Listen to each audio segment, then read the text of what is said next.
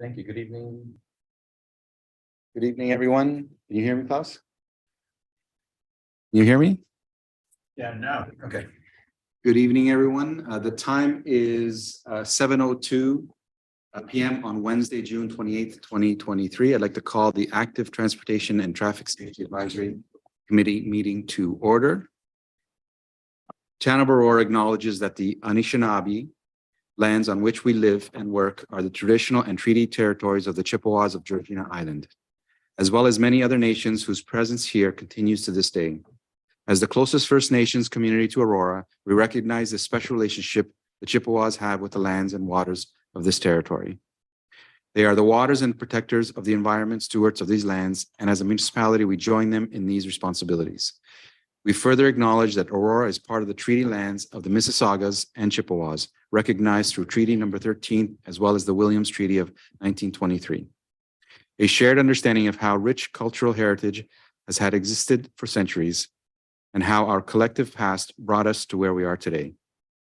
Will help us walk through into a better future.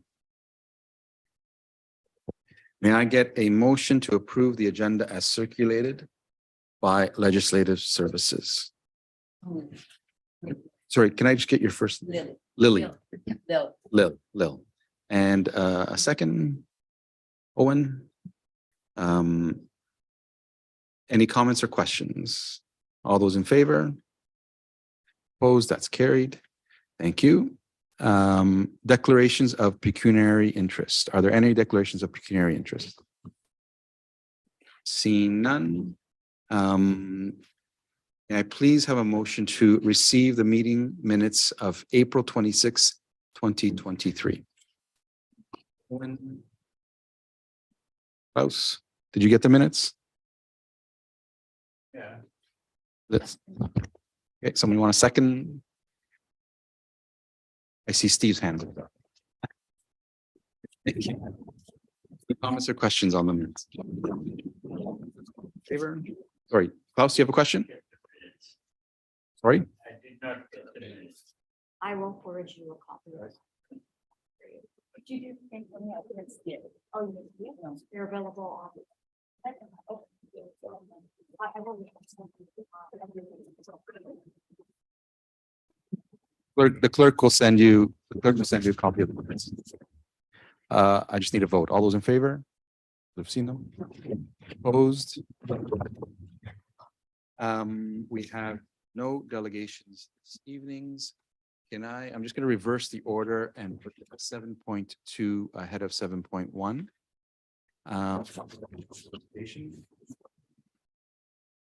We will have a presentation from Sean Smith, Senior Project Manager, and Sandy Yang, Project Manager. Welcome, Steve and Sandy. You have, well, let's just go through the presentation and see how much time you need.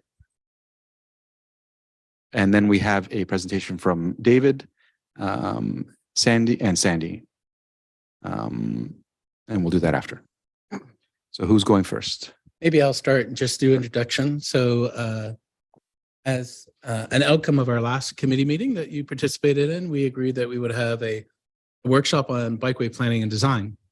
So this presentation, the first one, delivered by Sean Smith, who will introduce himself in a minute, and Sandy Yang, is about the most current bikeway planning design guidelines in the province of Ontario. And they're both based on Ontario Traffic Manual Book 18. And Sean is a designer and trainer, professional engineer, used to work for York Region many moons ago, and has been delivering training to municipal staff across the province on these new design guidelines. Usually it's a one-day workshop, but we asked him to 40 minutes for your benefit. And so I'm going to pass it over to Sean to do an introduction, and then Sandy, and then they're off and running. Thanks, Dave. Yeah, I think you did a good job with my introduction, but should I be sharing my screen or? Oh yeah, okay, you'll be advancing. I can share that. Okay, thaninks. Yeah, so just before you move on, can I just confirm, Klaus, can you hear him? No, I can't understand. I don't know what's the matter because I thought it was better. last time, Let me try adjusting the volume. Just 1 second, Sean. Sure. not an issue, it just. She's gonna check the volume. I just adjust the volume of your headset. She gonna turn it up.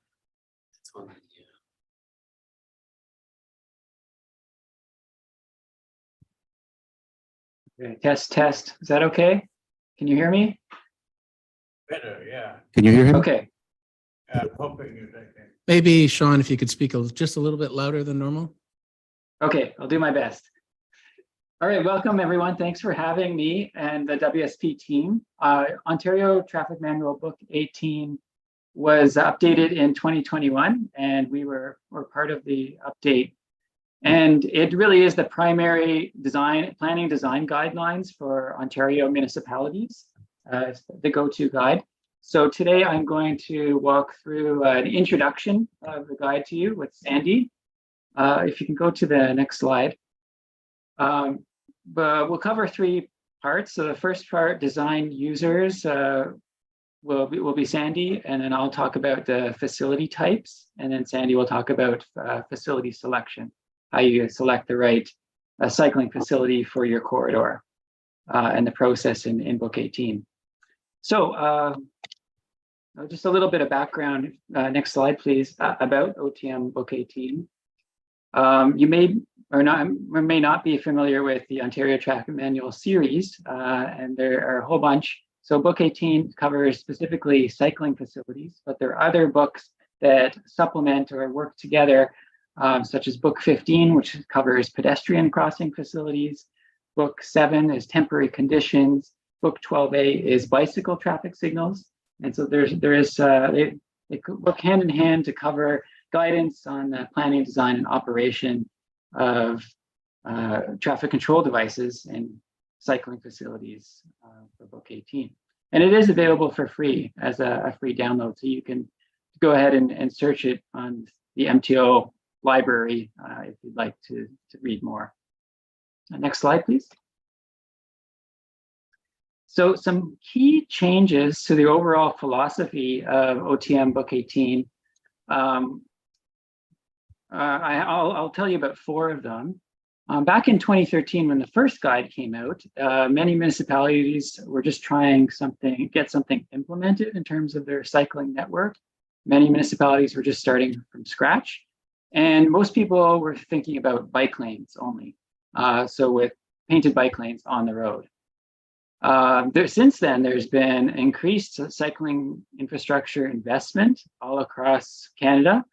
And we have a breadth of experience in research on cycling facilities within Ontario and beyond that have informed this update. So the 4 key areas I wanted to mention are accessibility informed design guidance, which has been integrated throughout, particularly with interaction between cyclists and pedestrians. A focus on what we call a design user or design cyclist, so a wider range of ages and abilities that make it more attractive and really get a better return on your transportation investments. Thirdly, significantly expanded content on intersections and crossings, and increased importance of separated facilities at those, and what we call protected intersections are also another focus of the new guide. And finally, emphasis on road safety, including Vision Zero principles. So things like narrowing the turning radius at intersections to slow vehicles down and to narrow the crossing distance for pedestrians and cyclists. Those types of principles have also been integrated throughout the guide. So if you go to the next slide. So for today, there are 10 sections in Book 18. We'll be focusing on section 2, 4, and 5 of the guide. So the design users, different types of cycling facilities and facility selection process. Lots more, including section 6, which may be of interest to you, is all about intersections and different crossing treatments. But I will turn it over to Sandy to take us through design users. Over to you, Sandy. Everybody, my name is Sandy Yang. Is this volume okay, Klaus? Can you hear me? You gonna, What if I talk like this? is that better? No? How about this? Is it better now? Not working. Oh. The whole thing is not working properly. Oh, no. I'm sorry, but There's the volume in here too. Does that go up any? Test, test. Yeah. Can you hear me, Klaus? Is it Can you hear me, Klaus? You can hear me? I hear you now. Maybe I'm but- quiet. Try switch. Hello? Can you hear me? Can you hear me now? It's better. I think you have to speak just louder. Okay, I'll talk a little louder. Is this okay? No? Yeah, no, it isn't okay. Oh, no. I'm straining to understand anything. But it seems to be better last time around. Maybe point it this way. This way? Is Oh, this good? yeah. Oh, okay. It's kind We figured it out. Okay, great. Turn this way. Thank you. Speak loudly. Yes, I will try my best. You know, stretch the diaphragm. Hi, everybody. My name is Sandy Yang. I'm a project planner with WSP. Happy to be here tonight and see everybody in person. So maybe we'll go over to the next slide. So starting off with the design user, we always want to start off by thinking about who will be using our cycling facilities, how they'll be using it, and also how we can design a facility that can be used by the most amount of people. So typically we categorize our cyclists based on their inclination to use the cycling paths and also their overall level of comfort with cycling and also cycling with traffic. So on one end of the spectrum, we have the highly confident group. This is a fairly small group, about 4 to 7% of the population who are highly enthusiastic about cycling. They are very comfortable with cycling with mixed traffic. And then towards the middle, we have our somewhat confident group, which is also still small. It's about 5 to 9%. Compared to the highly confident, they may be less comfortable with the traffic, but if we're able to provide the minimum cycling facilities, they are more inclined to cycle on our routes. But the majority of people actually fall within the interested but concerned group. This means that they have a strong preference for low stress cycling facility type, so more separation between people or with the drivers. And their level of experience does vary. So maybe we'll go to the next slide. So this is what we call our design cyclist group. Typically, again, they prefer the low stress routes. They may enjoy cycling more as a social sport and not so much for like traveling super quickly through the cities or towns. Their level of fitness and their understanding of road rules does vary. So we may have youths who don't necessarily know the rules of the road because they don't have their Gs.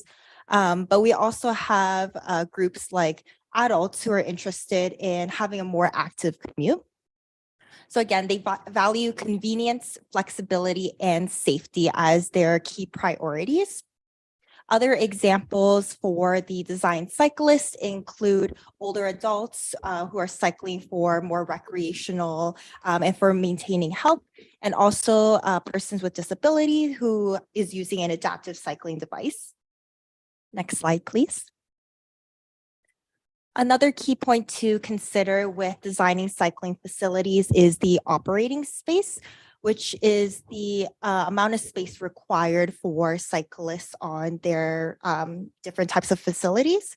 So typically handlebar to handlebar, a cyclist is about 0.75 meters, but naturally you sway side to side when you're cycling. So we recommend a minimum operating space of 1.2 meters, but preferably the desired operating space is up to, or is 1.5 meters. Another consideration is the length of the bike. Standard bikes are about 1.82 meters long, but now we're seeing more cargos and more cyclists with trailers, which then goes up to 2.43 meters. So we try and design for 3 meters long for our queuing spaces for cyclists where possible, but with constraints, it may go down closer to the 2 meter space. So the operating space is important for us to consider so that we have the appropriate amount of clearance, both vertically as well as horizontally from other fixed objects. And that way the cyclist is safe from any hazards that are within the pathway. And it's also an important consideration when we're looking at turning spaces so that we have the right geometry for them to make the correct turns and they're able to use the pathways. Next slide, please. Okay, with that, I'll pass it back to Sean to walk us through some different cycling facility types. Thanks, Sandy. I'll move to the next slide. So Book 18 has 3 categories of cycling facilities. Firstly, there is the shared space at the top, which is when cyclists are sharing space with motor vehicles. Then there's the designated space, which means the cyclists have a dedicated or designated space, but it's just separated by a painted line. And then there's separated facilities, which have some sort of physical barrier or separation between motor vehicle traffic and the cyclist. And the rule of thumb is that generally for traffic with lower volumes and lower traffic speeds, you require less separation. So you start maybe at the shared space. And as you get to higher speeds and higher traffic volumes, then you'll need greater separation, perhaps physical separation. Next slide, please. So I'll start with the separated facilities. On the left, we have the physically separated bike lanes. And this is at road level, but with some sort of physical separation. It could be a curb, it could be bollards, it could be planter boxes. There is a variety of different treatments there. Then in the middle, we have cycle tracks, which are above the curb and in the boulevard, sometimes next to the sidewalk. And these are exclusive to cyclists. And then finally, we have multi-use paths. And the difference between cycle tracks and multi-use paths generally is that they're shared with pedestrians and are generally two-way. Next slide. So when it comes to physically separated bike lanes, you can have a one-way or a two-way or bidirectional. Bidirectional shown on the bottom there. The widths, minimum width really is 1.8, which is essentially the width of a plow that can get in there in the winter to clear snow. And then the buffer width can vary, could be as low as 0.3, could be maybe as high as 1 meter. And then depending on the treatment, you may need that more space in that buffer. Yeah, I'll go to the next slide, please.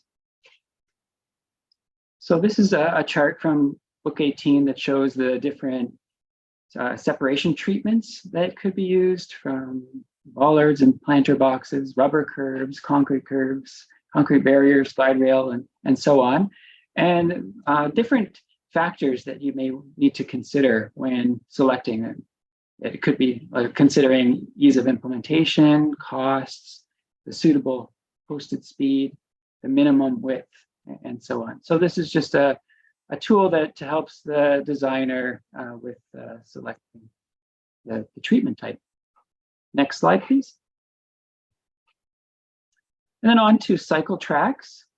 So generally we've got these are above the curb. We've got a buffer between the curb and the cycle track. And the cycle track varies between 1.5 and 2.5. The wider cycle tracks do offer more space for passing, as well accommodating different speeds, such as micro-mobility devices like e-scooters, e-bikes are gaining in popularity, and also more volume of users. But for low volume of facilities, generally 2 meters is okay. And you could go down to as low as 1.5 meters. And then we were showing a tactile delineator strip between the cycle track and sidewalk to provide increased separation, and especially for visually impaired users, pedestrians. Go to the next slide, please. So Book 18 provides 3 types of separation between the sidewalk and cycle track, or 3 categories, I would say. On the right, we've got a planting or furnishing zone, and that could be a strip of grass, it could be a row of trees. That provides really good separation between the sidewalk and cycle track. In the middle, we have a tactile surface, as I was mentioning, the delineator strip. And we want this to be a high contrast textured material that is detectable by foot and by cane. And then there's another option on the left, which is a curb, not at a full curb, but it would be a half height curb of up to 50 millimeters. And in this case, it has a little bevel on it, but that is generally a very space efficient method of separation as well. Next slide, please. And then on to multi-use paths. Again, these are in the boulevard. I guess the one factor to consider here is the number of driveways and intersections that you're going to be crossing, as well as the volume of users that you're expecting in the facility. If you're going to have a lot of pedestrians and cyclists mixing, then you may want to consider separating the pedestrians and cyclists. Next slide, please. This table from Book 18 shows the recommended buffer width from the curb to the facility. So for both one-way and two-way, for example, if you have a road with 50 km/h speed limit, a cycle track should be at a minimum of 0.3 meters back from the curb, but the desired width is 0.6 to 1 meters. Next slide, please. Now we'll move on to the designated facilities. In this category, we have three types. There's the conventional painted bike lanes. There is buffered bike lanes, which provides a little bit of extra space. And then contraflow bike lanes, which are on one-way streets, and they allow cyclists to ride in the opposite direction of the motor vehicle traffic on the one-way street. Next slide, please. So in terms of buffered bike lanes, the top figure does show on-street parking, and we recommend that there is a buffer of at least 0.6 meters from the parking to keep the cyclist away from the door zone.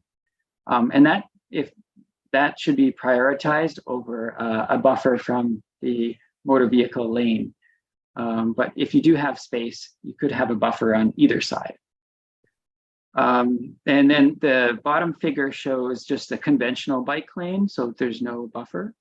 The buffer for buffered bike lanes could range as well from 0.3 meters to say 1 meter, depending on how much space you have. And if you do have a on-street parking, another consideration is to have a parking protected bike lane. So swapping the bike lane and the parking lane so that parking is on the outside and provides some sort of physical protection. But not recommended. I guess it's more recommended on commercial areas where you've got high utilization of parking rather than a residential street, which would have a low parking turnover. In that case, it may be more suitable to have the parking lane against the curb. Next slide, please. And then finally, the contraflow bike lane. So this is a one-way street, and it provides a useful way of making connections in your cycling network and allowing cyclists to go opposite the way direction of traffic. So key features here are the signage. So there's bicycle accepted tabs to allow the cyclists to pass through. They have their own contraflow lane. In the other direction, we're showing it as a shared lane, but there could also be a bike lane in that direction as well. And some additional signage like that yellow sign at the bottom, cyclist, two-way traffic for cyclists, which advises motorists to be aware that cyclists could be coming from both directions. Next slide, please. Okay, and the final category is the shared facility. So again, this is on low volume, low speed streets. And there are 4 categories here. Neighborhood bikeways provides some site priority to cyclists on these streets. Mixed traffic operation is basically when just the cyclists riding with motor vehicles. Advisory bike lanes are a new treatment in this guide update, and there aren't very many examples of these. I'll explain when we get to that. And then paved shoulders as well. Next slide. So for neighborhood bikeways, the goal is to have a low traffic volume of up to 500 vehicles per day. And really, your street may already have this, but if not, there are some tools with traffic calming and traffic diversion that you can use to change the characteristics of your street to make them more comfortable for cyclists sharing the space with motor vehicles. So we've got an example on the top of a one-way diverter, which allows cyclists to go through, but not motor vehicles. And on the bottom, a partial closure, similar type that allows cyclists to go through. If you go to the next slide, it shows a figure here with several different treatments that help make this street a neighborhood bikeway. So we've got speed humps, we've got curb extensions, there is a diverter that only allows cyclists to go through, there's chicanes, and also on the side streets, instead of doing a 4-way or all-way stop, we've got a 2-way stop, which allows cyclists to go through without having to stop at that intersection. So these are some examples that could be used to help prioritize cyclists on key routes that could be neighborhood bikeways. Next slide, please. Then on to mixed traffic operation and recommended on, again, low speed, low volume streets. So in this case, on the top, we've got a Sharrow on the roadway, but this is quite a busy commercial street. It's actually Newmarket Main Street. And when you think about our design cyclist, say a parent riding with their child, you ask yourself, would they be comfortable on this facility? The answer is probably no. So, we need to think about that when we're designing our network and what facility type is appropriate. The general rule of thumb, well, the old school thinking was that you try to have the Sharrow have a wider lane with a Sharrow next to the curb, but that tends to encourage faster traffic because you've got a wider lane. So the new school of thinking is to have a narrower lane and have a Sharrow placement in the middle of the lane.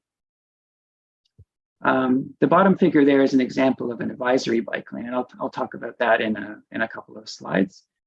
Next slide, please. So the use of Sharrows, Sharrows are those markings on the pavement there with the bike symbol are not a facility in itself. It indicates it's a shared lane. And they are useful for providing positioning guidance for cyclists where they should be within the lane. For example, to avoid a door zone. They can provide wayfinding for people cycling and even have the arrows at turns. They can identify conflict zones such as driveways and ramps. But in general, they should be used sparingly and not relied on as a facility. Next slide, please. So advisory bike lanes are when you don't have enough space to paint a full bike lane. It's another way of allocating space on the street. So basically, you've got the advisory bike lanes on the sides, and then you've got a 2-way travel lane in the middle, but it may only be wide enough for one vehicle. And what happens when a car meets an opposing traffic is that they have to merge over into the bike lane, yielding to cyclists. So it's meant for very low volume streets and low speeds as well. So up to 50 kilometers per hour and up to 4,000 vehicles per day is kind of the rule of thumb in Book 18. You can have parking on these types of streets as well. If you go to the next slide, please. So here we have a comparison of shared lane on the bottom and advisory bike lanes on the top using the exact same space, just a different way of marking the street. The benefits of doing the advisory bike lanes are there's a traffic calming effect, a significant improvement in cyclist comfort, and the research has shown that there can be a safety benefit as well. So in one study that's on the screen there was a crash reduction of 44% after the conversion to advisory bike lanes. There aren't very many examples in Ontario. There is one in Newmarket on Park Avenue near the Newmarket Library that was implemented as part of the Newmarket East-West Bikeway, and it has proven to be very successful. Go to the next slide, please. It can also be used in rural scenarios. In this case, this is a picture from the Netherlands. But on lower speed and lower volume roads, another way, if you don't have space to do full paved shoulders, this is something else that could be considered. Next slide, please. So just the desired and suggested minimum widths. And one thing I wanted to point out here is the two-way travel lane. We've got a range of between 3 and 4 meters or between 5 and 5.7. So the reason for that is the 3 to 4 meters is obvious to motorists that they're being squeezed and there's only room for one vehicle. I mean, they're going to have to move over to the side if they encounter another vehicle.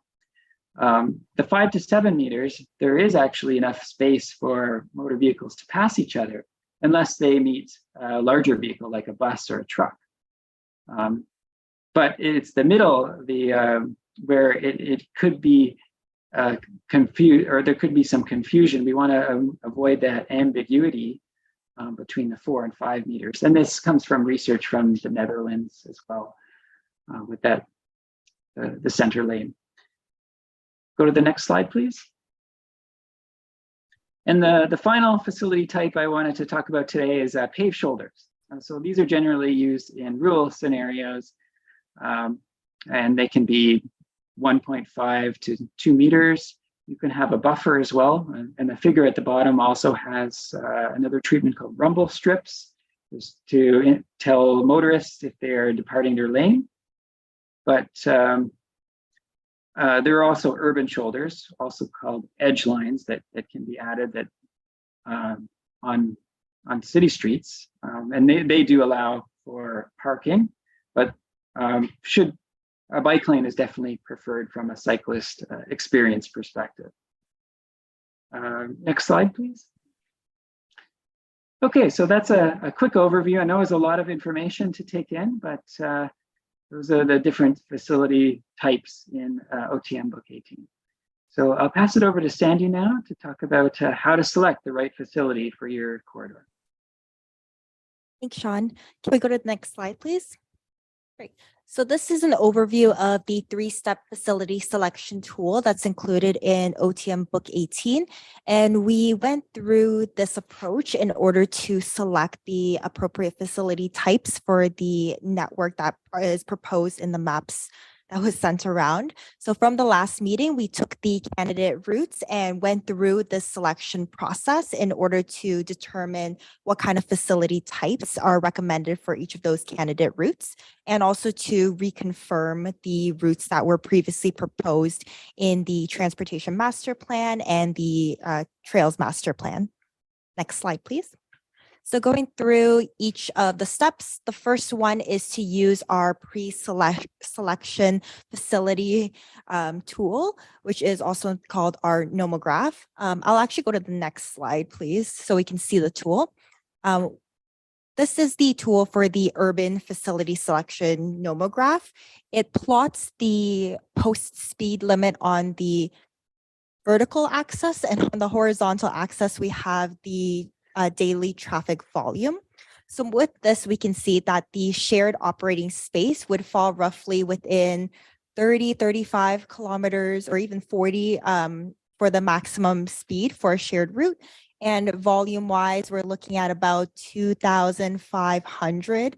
The bottom is actually within thousands for the average daily traffic volume.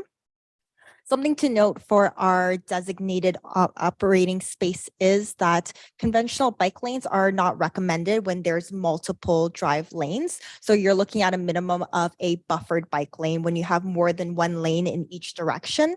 Typically, if you're needing more than one lane in each direction, you may already be meeting the requirements to go towards a buffered bike lane or even the separated facilities, which start at about 6,000 for the traffic volume or higher, and also about 50 kilometers as the minimum threshold.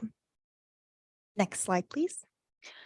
So looking at our rural facilities, we found that rural users do have a different kind of desire. They're more inclined to travel further distances. So there is a separate graph between the urban, suburban context versus the rural. With the rural shared operating space, we're looking at about 1,000 or 2,500 for the traffic volume and speeds up to about 70 or 80 kilometers, which is when we start looking at the paved shoulder space, and beyond about 6,000 in volume and very high speeds. We're looking at paved shoulders with buffers. And even where appropriate, we can consider looking at multi-use paths. Typically, this is for very high traffic volumes, and they may be opposite to a ditch on rural roads. Next slide, please. So the next step is to actually go a little bit deeper and look at more details that we're getting from the desktop or field investigations, and use a set of application heuristics, which is really just an additional set of criteria to understand the feasibility of the preliminary selected facility from the previous tool. Next slide, please. Great. So might be a little bit hard to see here, but we have two different colors. We have the darker blue check marks, which represent where a proposed facility type is appropriate for the road context, and a question mark where it may require further investigation and more of an engineering judgment. So this looks into additional categories beyond just the volume and the speed of the road. So for example, we have the overall function and role of the street, the vehicle mix, if there's any transit vehicles, pedestrian activity, on-street parking, and also the frequency of intersections. Maybe just picking an example, the pedestrian activity one, where you have lower pedestrian activities, all facility types are generally appropriate, but looking at high volume pedestrian travel, you'll want to start looking at potentially separating it and may not consider the multi-use path as the most appropriate option. So considerations like that is where we'll start refining the facility type in step 2. And this may require us to go back to step 1 to revisit some of those contexts for each of our facility types, the road, to refine and reach a facility that is the most appropriate and what is most desirable for our design user. Next slide, please. And lastly, the third step is to document and justify the rationale. So after steps 1 and steps 2 are sort of satisfied, we're looking to document and justify those facility types that we've chosen so that they have the appropriate enhancements documented. So if anyone had questions about why certain facilities were chosen, we're able to show them the rationale and the understanding of why these facilities are the most appropriate for our route. Next slide. Okay, I think this is back to you, Sean. Sure. Yeah, just to wrap up here, there's lots more in OTM Book 18. In the interest of time, I won't go into the details today. But if you're interested, I definitely encourage you to check that out. There are also lots of other resources. If you can go to the next slide, please. These are just a few examples of, so the Transportation Association of Canada and others.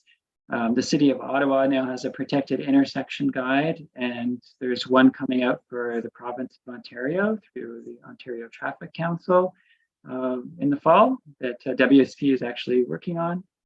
So the design is always evolving, and we're learning, best practices. And it's changed quite a bit over the last few years, hence the need for that OTM Book 18 update.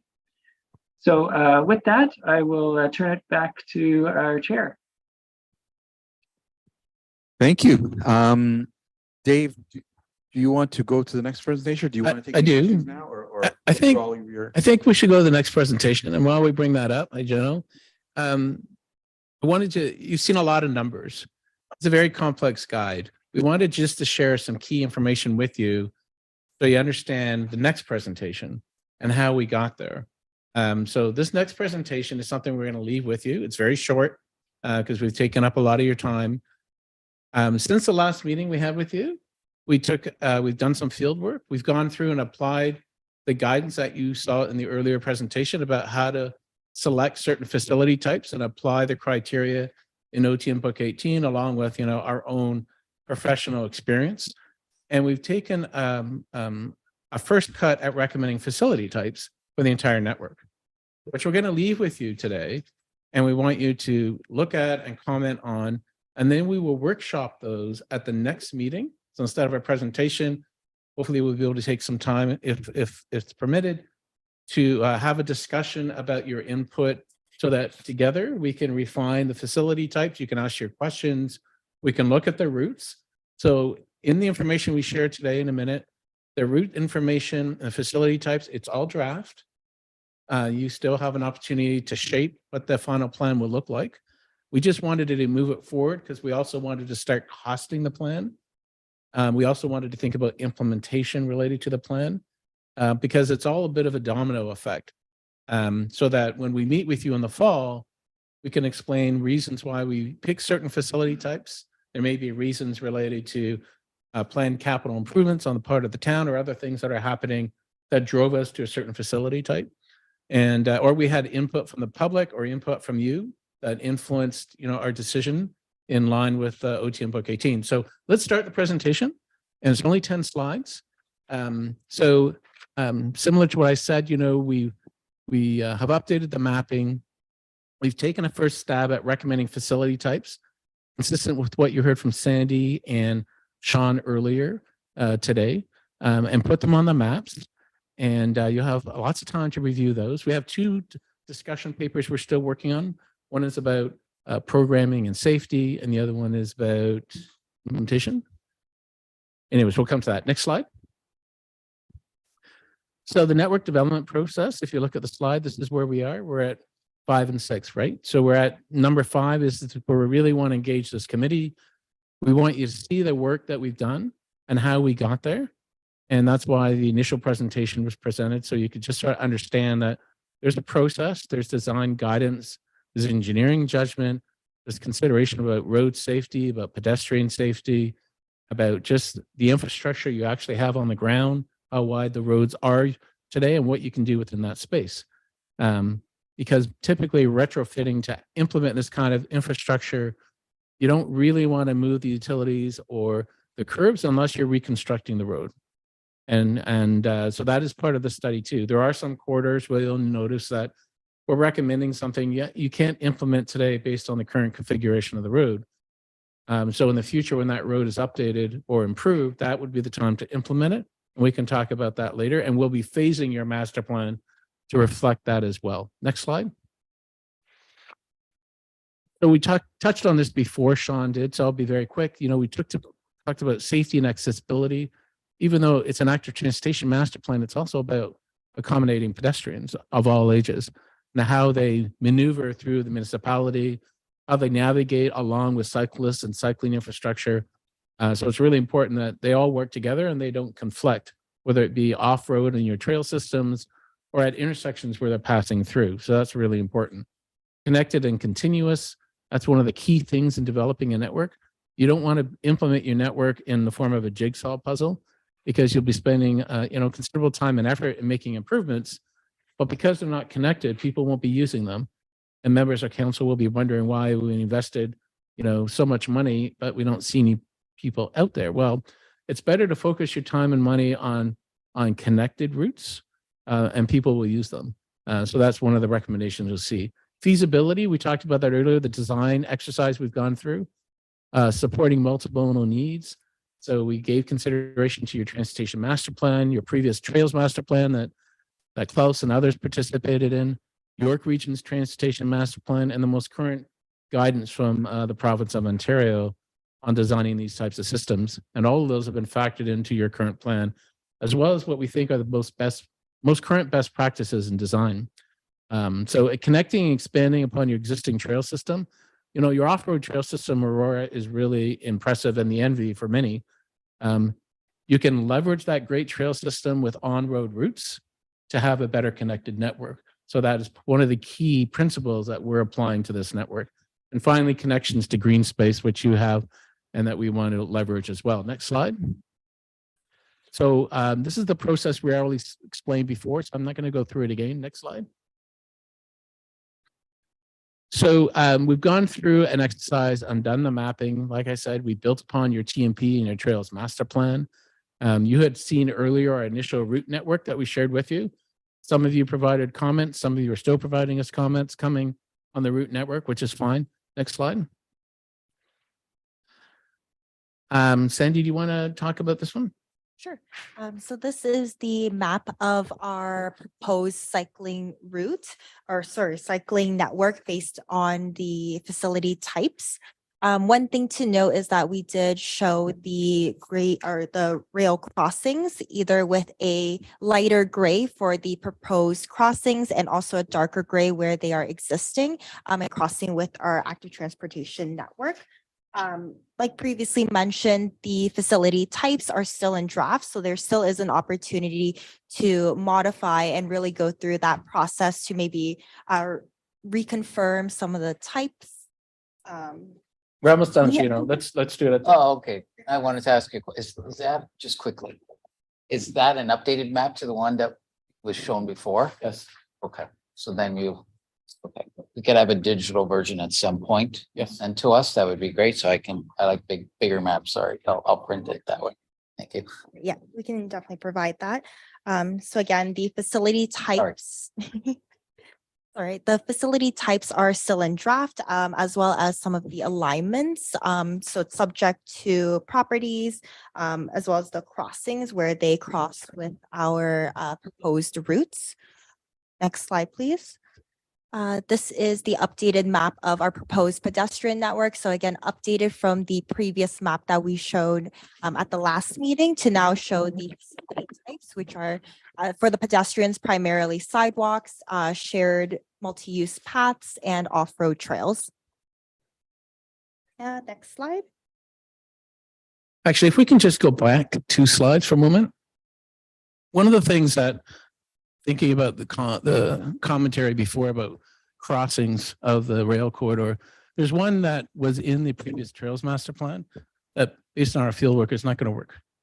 So we just wanted to show it to you. We have to spend some more time looking at it. So that's this one here.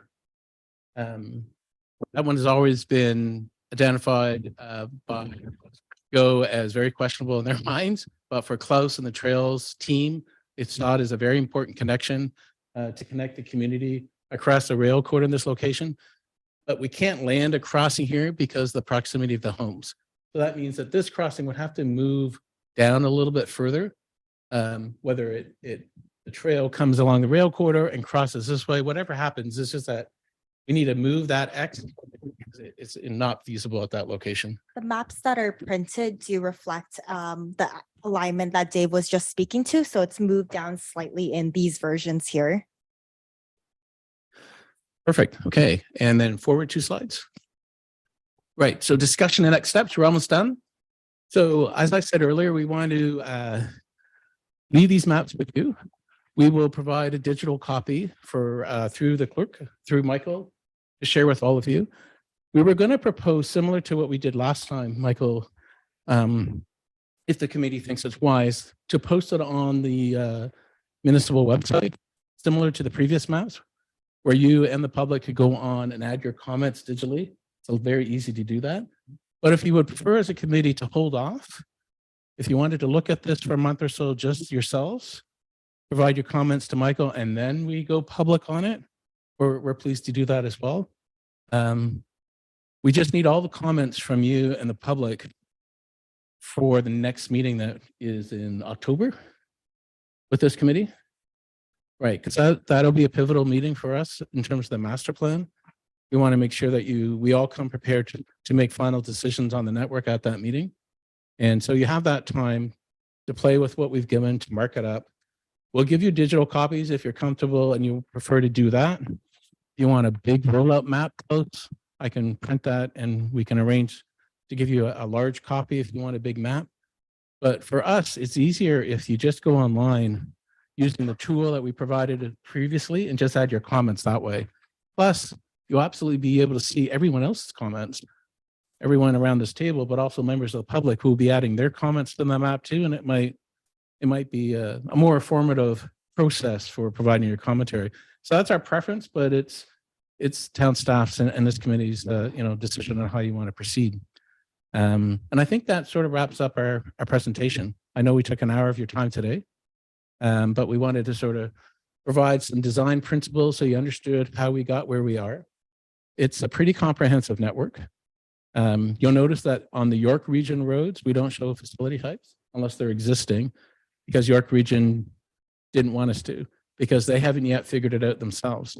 Unfortunately, their transportation master plan, which is a great plan as a master plan, but it's a little bit less detailed than their previous plan that actually did show facility types on their roads. But I guess they're working in 5-year increments and they don't want to go so far out and speculate what the facility types will be on their roads. So I'll leave that with you. The only other thing I wanted to put on the table for you all, and we definitely want your comment on this when we meet next, is still on the table is a pilot project that was recommended in the original transportation master plan that we have revisited, which is to consider a pilot where a section of Yonge Street from say St. John's past the college through the downtown, except where the parking is, might be reduced by a lane just through pavement markings and temporary flex bollards or planters, and left for 6 or 7 months to see whether or not that could work, that could drive more people to the downtown where people are shopping, see if that would generate more economic activity, but also bring more people to Yonge Street, which is the heart of the city, the town. I think it went to council when the TMP went to council, and council selected at that time to defer that pilot project. But we decided to revisit it as part of this master plan. And our current plan is to come back with a recommendation to actually move forward with the pilot project and to test it. It doesn't cost a lot of money. It would only be out for a period of time, which council and staff can decide what that might be. And it'll be an opportunity to see whether we can drive more people to the businesses along Yonge Street and just make it a more interesting space. One of the comments we've heard from businesses about this plan is it's great, but how do we get more people to our shops? And we don't want to lose our on-street parking. So we're coming up with a solution where we don't remove the on-street parking in that one section where we have it, but we do some modifications as an interim solution and pilot, and test it out. And if the council and staff decide that it's not going to work or it's not going to be feasible, then removing the signs and putting it back won't be a big issue. And it wouldn't be left that way over the winter anyways. So anyways. By reduce. So we would, right now it's a 4-lane cross section. We would change it to a 3-lane cross section with a 2-way center left turn lane and buffered bike lanes on each side. So we would take the width of one motor vehicle lane and split it on each side and remark the road so that you would have a 2-way center left turn lane. So people turning in or out of the businesses would still have no problem. They'd have that 2-way center left turn lane. Through traffic would use the 2 lanes, and then you'd have the bike facilities. The only difference would be at intersections where you have turn lanes like Wellington. where we'd have to do something a little differently now that you've added that southbound right turn lane.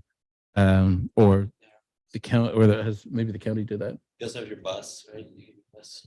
Yeah, no, yeah. A lot of us. Well, this solution is actually a better solution for a lot of reasons. And, it is funny. It's not funny, but the reality is that we have a 4-lane cross section and you have multiple driveways along a road.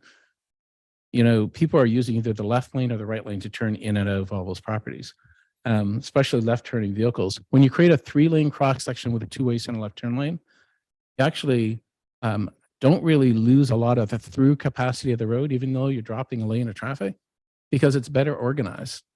So everyone who's in that inside lane who's turning left, they're now in their own left turn lane and they're not conflicting with traffic going through because no one is having to slow down. This car suddenly put on their flasher and stopped and they weren't able to maneuver.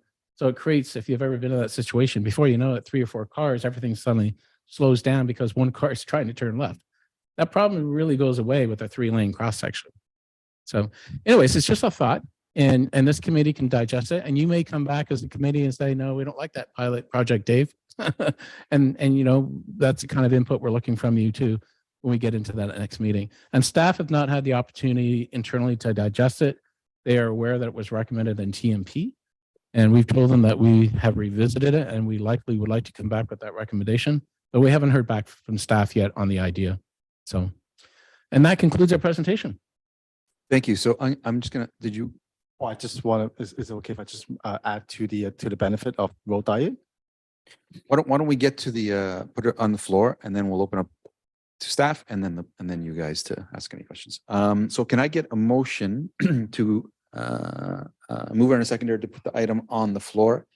And what you would be moving is, one, that the memorandum regarding complete streets and bike way planning and design presentation be received, and that the active transportation and traffic safety advisory committee comments regarding complete streets and bikeway planning and design presentation be received and referred to staff for consideration and future action as appropriate. Could I get a mover and a seconder for that? And then we'll open up the discussion. Lil, Gino, staff, do you want to add any comments? And then we'll open up to the committee. Oh, yeah, thank you. I just want to follow what Dave just mentioned about the road diet program. The other benefit is that at key intersection like Wellington, through the road diet, we can actually implement opposing left turn lanes. So you have dedicated left turn lanes and 1 through lanes. That way, York Region may be actually able to consider having a protected or permissive left turn phase. So right now, because of the offsets, the region, they cannot have a fence left turn for both directions happen at the same time, again, because of the offset. So with the introduction of the road diet, if we can implement opposing left turn lane, then the region might be able to revisit that to see if both, a fence left can happen at the same time. And also with the turning out from the driveway, now that you have a center to left turn lane, people coming up from the minor street, they can do what we call 2-stage left turn.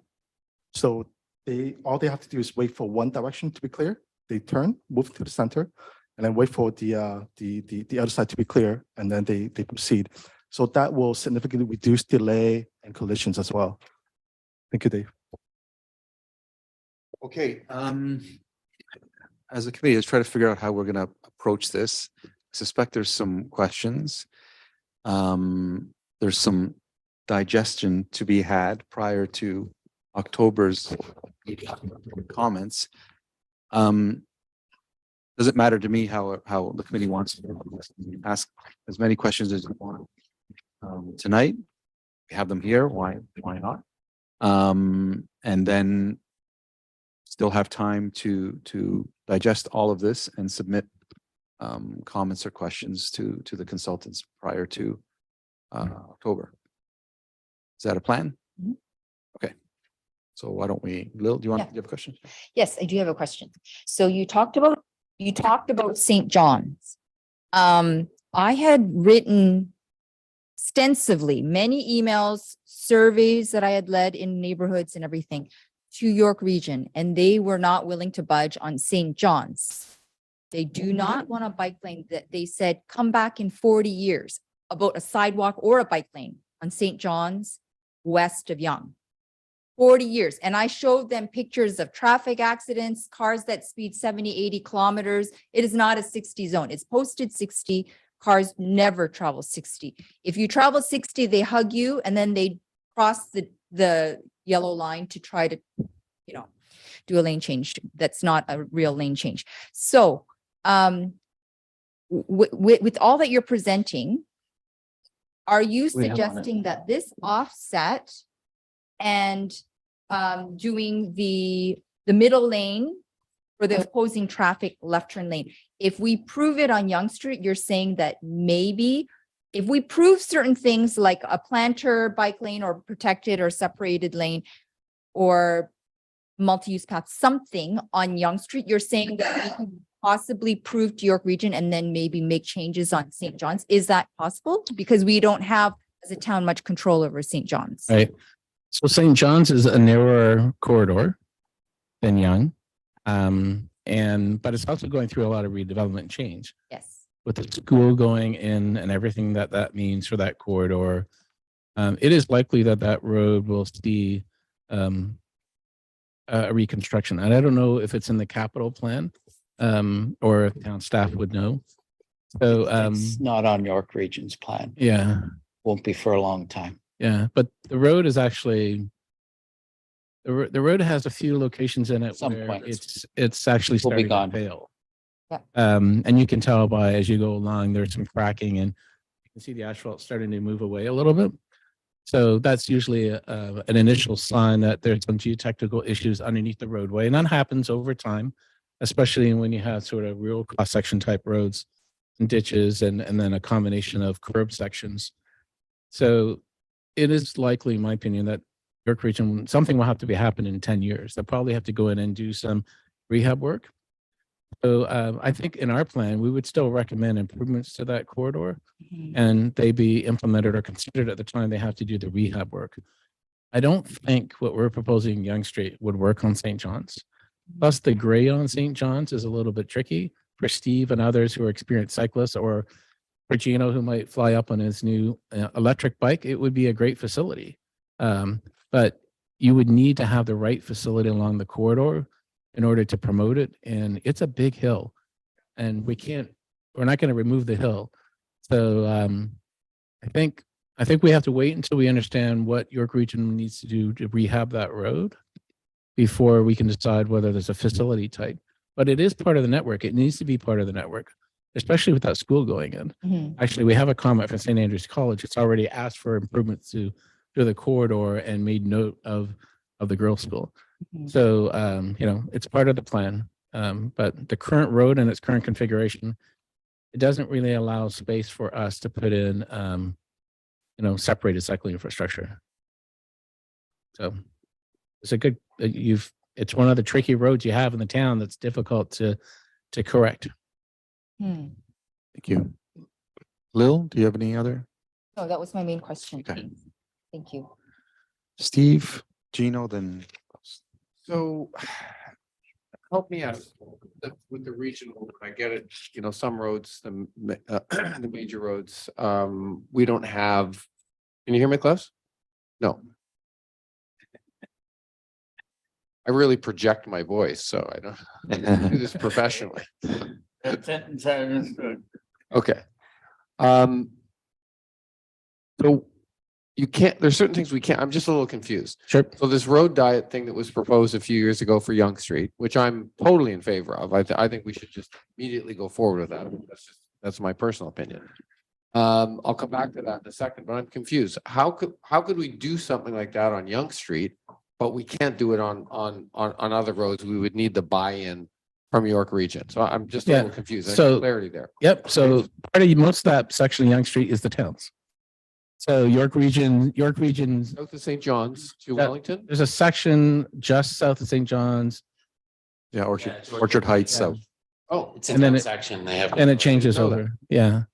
Yeah. So the original trail plan envisioned a multi-use pathway along the west side of Yonge. but there were challenges, and then the town made a deal with the college to build that boardwalk, which is beautiful. Well, we had an easement there from way back from Quick. Right. Okay. Yeah. And if you notice north of St. John's further up where that recent townhome development is, they put in a multi-use pathway on the same side. Yes. But there's this big gap coming down to St. John's. Yeah. And there's a reason why there's a gap because, they need to do some significant improvements. They're actually going out and resurfacing that road right now as we speak. But unfortunately, they chose not to redo the curbs and do a full rebuild. It's just a resurfacing. So the issue still exists that when that next development that comes in, they'll get ECs from that. And the intention will be, I think, to extend the trail down to the intersection and it will cross at St. John's. So anyways, the point is you would still need York Region to sign off on the road diet idea. Unless we just start at Orchard Heights. We think actually it should start at St. John's because that's the point where traffic would turn, right? They can turn down, go down St. John's along that regional road if they choose not to go down, continue down Yonge Street if it's not their destination. So that's part of the challenge. So that's a good question, actually, but that's the reason why. Okay, thank you. I'm backing up and I'm putting this to the chair. What's the history of this? Why? Because this is sort of before my time plugged in. Can I just get a brief overview of what the history of this was? It was put towards town council. My understanding is you guys turned it down. I wish I had a history. That was the time period where I wasn't on council. Okay. Maybe Klaus or someone else might have that. Michael, I don't know. The pilot project on Yonge Street. That was deferred at council when the TMP came before them. So to my best understanding, the concern from council was mainly related to parking, on-street parking for the businesses. So that's what I understand. Road diet in terms of what they. But David, you were saying that you're going to preserve To me. it's parking like- on Yonge Street south of Wellington. We are. There's a solution that, when you build these continuous facilities, it doesn't mean that the facility type is always exactly the same. It's like when you're going down a corridor and you hit a major utility pole and you can't move it. That doesn't mean that the facility has to stop. It means you need to come up with a solution to get around it. So we're doing the same thing with the on-street parking in the downtown core. It's clearly businesses think it's very important to them and they want to keep it. They're wrong about that, but That's a different issue. But for a pilot project, it's better not to, tackle that and we want to try to get more people to the downtown and to those shops on foot and by bike. And we think a pilot project will do that. We also think that, if, except for what's happening at Wellington, where there is traffic congestion, there is actually not a lot of traffic congestion on Yonge Street, except in that downtown section where the on-street parking is. The rest of the road through the town is actually, has significant capacity on that road. And it will have significant capacity for many, many years. So if we can improve the operation at Wellington, similar to what Michael was saying, by having the offset left turns, which you can only do if you do a road diet, you get a road diet and you get a much better operating intersection for left turning traffic on and off of Yonge. So, those are some of the things that we have to explain in our recommendations in the report to staff that will go before council, so they can understand why this is different than what was presented to the TMP and that had been presented to council in the past. So it's a different scenario, same concept, but a slightly different scenario than what was in the TMP. Steve? thank you. That was, They were going from Orchard Heights, Golflands. That's the stress that we yeah, and just staying on that subject, I don't know about going, I mean, I like going all the way to St. John's, but currently there's no real population base, up there that would, like, who's going to get on their bike to ride to, the downtown area of Aurora from there? People from Willow Farm, maybe? No, there will be Shiny very Hills. soon. I was gonna say the new subdivision, hopefully. But yeah, Thousands of people. That's Correct. 200. but Orchard Heights, I see that because people can, tons of people live in that whole neighborhood right there. And they are really only geographically 1.5 kilometers away. I'm one of those people, You're one of those people. but also you have the Nokita trail system that's not far away from that intersection. Yep. Which is a major conduit. So if we made it convenient for people using that corridor to also come down Yonge Street to the main street, to have a coffee, to buy something, not just, continue through the Arboretum. That's what we're trying to do. Yep. Give people the choice. And that's one way of encouraging people to come down. So actually there's a big population, group up there, including, Newmarket. I'm sure Aurora businesses would be more than happy to invite our colleagues and residents to the north to come down and shop in our downtown as well. It's just not convenient for them to do so today. Build it, they will come. I agree. That's why I say, if we do this as a pilot project, I mean, I'm 100% behind something like this, but I know it's got to go to council. I am too, but what about, I just got oh, Klaus. sorry. Are you okay with Klaus goes next? Yeah, absolutely. Klaus? Okay, yeah, nobody's surprised. I didn't understand half the stuff that is being talked about. You're talking very fast, the phone, the mic goes like that. I get it, like your question, as much as you tried, and there's no pickup of the mic, it's over. I don't know that I can continue with just here, to be honest. Anyway, my question, the biggest surprise of the night, I got notice of it in my the printed out version, was that there was supposed to be a crossing of the rail line down by the Elderberry Trail, I think it's somewhere. Yeah, it's north of Elderberry Trail. There's a plan for a crossing of the rail line. Where's that? Elderberry Trail? It's on the map, Klaus. Yeah, it's on this map here. Yeah. There's a crossing there. Okay, that I didn't expect it because in the last version we had none. Period.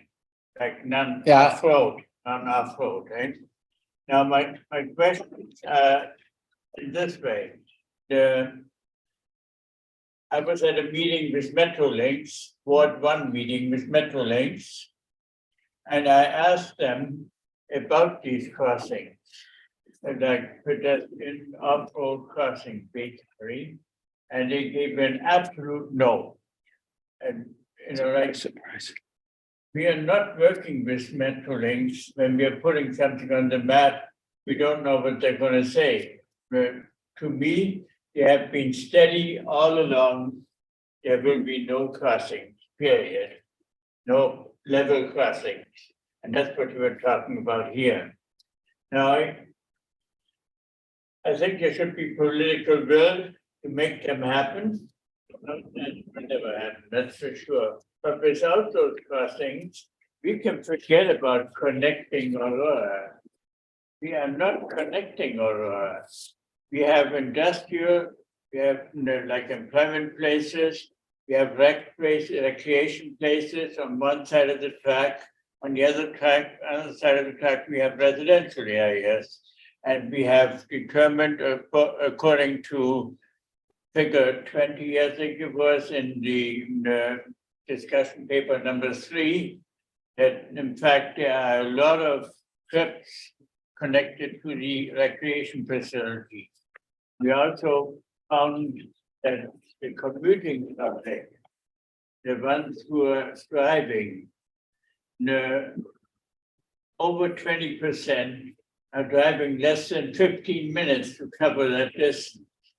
Now, I would imagine they could cover the same distance by walking and cycling.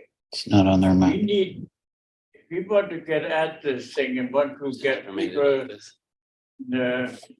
off the road, basically, we need to find out where the options exist. We're going to have to do a survey that asks the people who work on one side of the railroad track and the one who recreate on one side of the railroad track, find out how they get there and where they live. Then we're going to find out that so many of them could potentially walk across or cycle across the rail tracks. But you can't have intervals of 2 kilometers between the crossings. So these types of things need to be established in the survey so we know what the potential is across the railroad track. No, it's, I mean, we're dividing the town in half if we don't pay attention to that.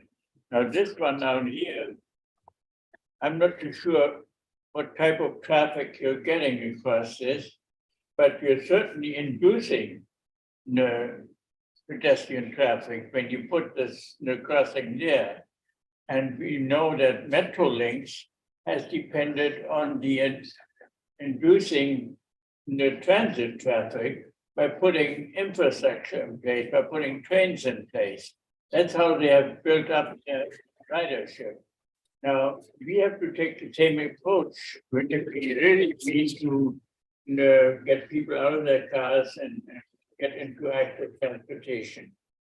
So we are not really getting there until we can prove to the politicians that this potential exists, that we could induce, that we have to make it easier for the active transportation participant to cross across not just the railroad track, but also the main arteries. And maybe not collector roads, but collector roads you can probably function in different ways. But when you're talking about regional roads in town, we need to have crossings at fair intervals, at intervals that are convenient to the active transportation participants, including pedestrians. I have a question, by the way. Do we have a designed pedestrian under this book 18? So pedestrians has their own book, book 15. So there are two books, one for cycling and one for pedestrians. We're looking at both of them. We just didn't present on book 15 today. But that's Ontario Traffic Manual book 15, and it provides guidance on everything from pedestrian crossings, how you accommodate pedestrians at intersections. That's part of the study as well. Yeah, apparently they went out of their way to deal with crossings and intersections. Yes. And we need to know what that amounted to, like what the design is in context, especially the crossings. And we are not knowledgeable about that. So maybe we should, before we get into any finalization of this thing, have instructions on that type of thing as well. Book 15, I guess it is, eh? Yeah. I think, So, Klaus, regarding the grade separations or the crossings of the rail corridor, Metrolinx is only saying no because you're asking them to pay for it. The reality is that, you know, the municipality in partnership with York Region is welcome to identify any crossing the rail corridor in any location they want. The location on the bottom is the one that I said we had to shift a little bit about. It doesn't connect to Elderberry. It connects to the road to the north. You know, that's not a great separation that Metrolinx would likely partner with you on because it's not at an intersection. It's a recreational trail crossing. So you'd need to seek funding for that from other sources to help you make that connection. But that doesn't mean that it shouldn't be in your plan and it shouldn't be there. So it is in our plan. It would be grade separate. It would not be at grade. So Metrolinx won't allow you to have an at grade crossing of a trail system off a road because they're double tracking it. So that's not going to be an option. But we've assumed that, and that would be a grade separate crossing. It would be a bridge. It would ramp up and go over the rail corridor. Yeah, and it's not going to be cheap. So but we're going to cost all of those as well as part of this master plan. So you have better appreciation that if you were ever to go down that road in 2023 or $24, this is what it might cost if you decide to explore it. And you decide as a council and a community that it's a priority for you. my concern with putting this one as the only crossing out of the off-road crossing that is remaining from the Trails Master Plan, putting that one out with little option of having mass crossings here, you know, like the potential for pedestrian and cycling crossing at this intersection isn't very high, so you're going to shoot it down on that alone. And that then shoots down our only attempt at getting this thing sorted out before we get to the cost equation. Yeah. Is that right? What we'll do, Klaus, is we'll calculate the distance between crossings along the rail corridor through Aurora, whether it be off-road or at a road crossing, just so we can better understand actually what is the distance between those crossings. And we'll have that information for you at the next meeting. So you can see how far they all apart. I think you'll be surprised to see that actually they're not as far apart as you think they are. So Was there another one in the Trails Master Plan between Englehart and the one in Elderberry? not that I'm aware of. There was nothing ever between there? Not that, Between no. Englehart and the one at Elderberry? In the Trails Master Plan, was there ever a crossing south of, You could then go out with me and you gave. Is it- and show you It's where it's they a are. path where people are crossing illegally the rail corridor. was it in the, No. in the study? No, this one was. Anything else, Klaus?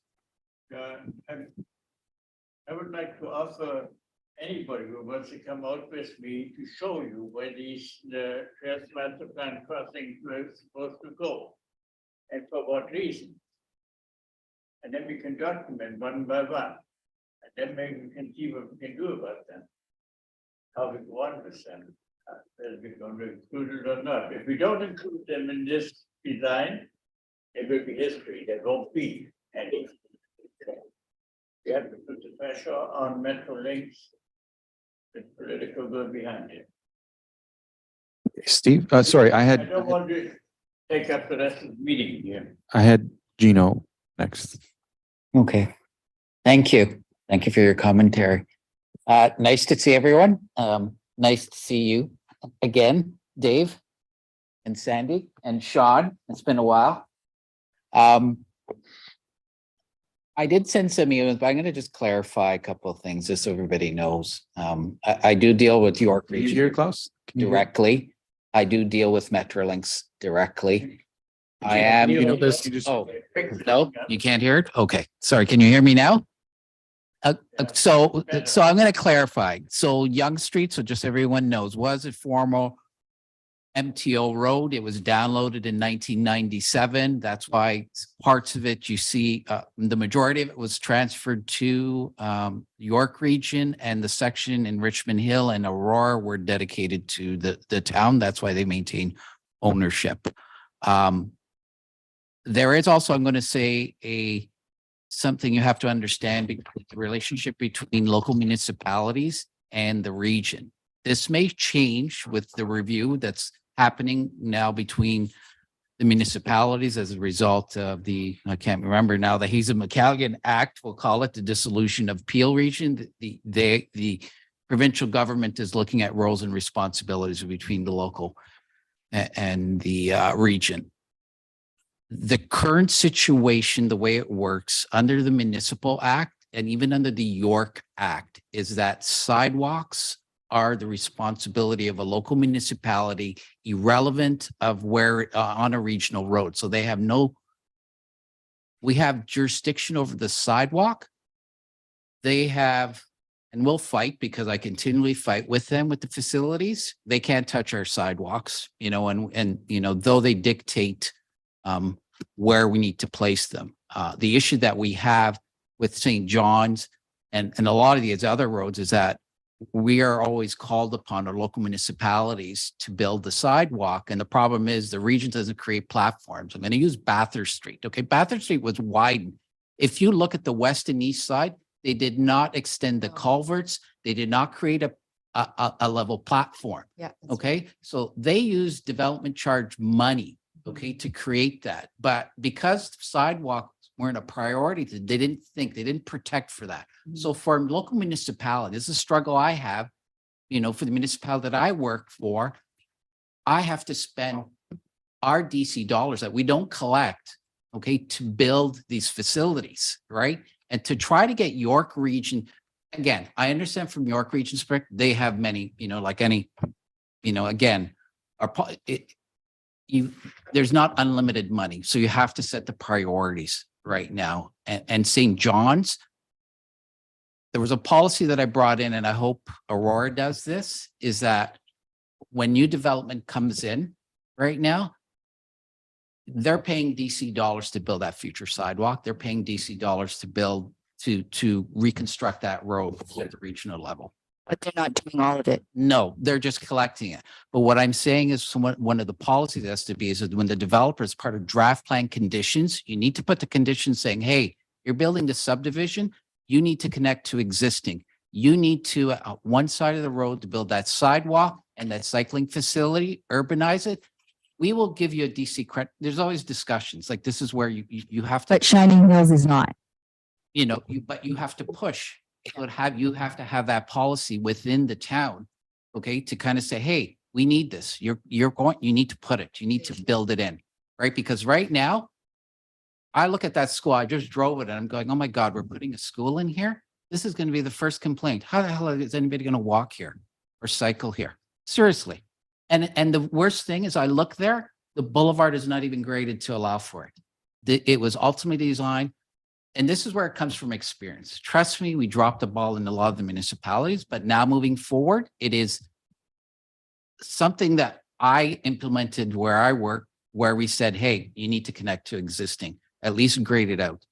And that's something I'd hope that you guys can adopt soon enough to include it. So that was my, let's see. So I want to get back to Dave. Yes. So you asked whether we can should put this on the website. Absolutely. You know, I can put I like to see visually and I can then go in and put my comments. I don't know if everybody's in favor, but I think, so I agree to that motion or the request, put it online so we can actually comment directly on it. I do want a digital copy because I'm a visual person. Sorry, I have a geography background and I like to visually see things. That's how I capture. That's how I program, right? I see things and I overlap to deliver that. So just full disclosure, everybody, I am an my role is infrastructure planning and programming lead for a local municipality. That's what I do. I've moved on now to the Yonge North Subway that I'm working on. I have all of this, you know, as a background, and I know how to deliver it. One of the other key points I want to talk about, Klaus, where you talk about these crossings, Metrolinx will, you negotiate with them, but you have to have the money. So that's my question to you, Michael. I'm looking at your DC study. Have these crossings been funded for? And what's the amount? Because they are expensive. So I need you, now you don't have to report back, but it's important. Anything that we've identified, I'm trying to interpret your DC study to see what you've collected for, what monies you've collected for. I've quickly looked and I'm worried because I think it's underfunded because I don't think you have enough money given what I know I've already paid for some of these crossings. So I think in the plan, as we talk about financials, the master plan will inform the DC study. This is, so I'm hoping maybe that you have some of this money covered off. There is the ability to use sidewalk funding to build. I see you have traffic calming money, which is good, which means then we can do kill two birds with one stone, which is the issue that I raised at the last meeting where I said, let's not move forward with putting in all this traffic calming. You know, can we kill two birds with one stone? Can we address active transportation and also do, you know, because I think speed cushions is an appeasement for the local, you know, I get it, right? But I've watched and monitor it and I always struggle with because I said, okay, we're going to start ripping this stuff out. If we're looking to do the work that's being proposed, that stuff is all coming out, right? And I struggle with that because I came yesterday to listen to your discussion of the gym. Okay, there's no money here. And I'm not going to get open into we're small. We have to strategically use our money wisely. Okay. And I can get in and I can speak to you directly because I'm sorry. I know my budgets that I deal with and your budgets are very limited because of our size. So we have to use our money wisely in what we're doing. So I'm not surprised it's $14 million for your addition. I can tell you what our community center, you know, and when people say, what I've done at my municipality is we package it differently. That's how you lower your costs. Okay. So when you're looking at a project, okay, you're not just delivering that, you're delivering it in combination. If you're delivering a community center, you deliver it with a library, with the park. You try to do that because when you put that all in there, you typically lower your overall cost. No different when you deliver a project like this. You don't deliver, you have routine accommodation where you're doing road resurfacing and you try to implement some of the elements that Dave is going to be moving forward with. But I think you also have to look at it and say, okay, you know, again, it's going to be about funding. I'm going to tell you people right now, I spent half of my career working with the biggest developers, and you'll know them, that all particularly, live in our community. And they taught me it's always about money. And we have to use it wisely, like when we're moving forward with, our program. And that's when you're setting your priorities. Yeah, we're not moving utilities. I'm going to tell you that that's a big dollar factor. So I'm welcoming the discussion that I want to see an Excel spreadsheet. So when you were looking at putting something, that's what I need to see, because that's going to inform also the DC study as we move forward. So those are just really I just wanted to, I'm passionate about what I do. I just sometimes get frustrated when I see money not being spent well. And again, it's about lessons learned that we learn, when we do projects, saying how do we do things better? So just. Thank you. Steve and then Lil. Yeah.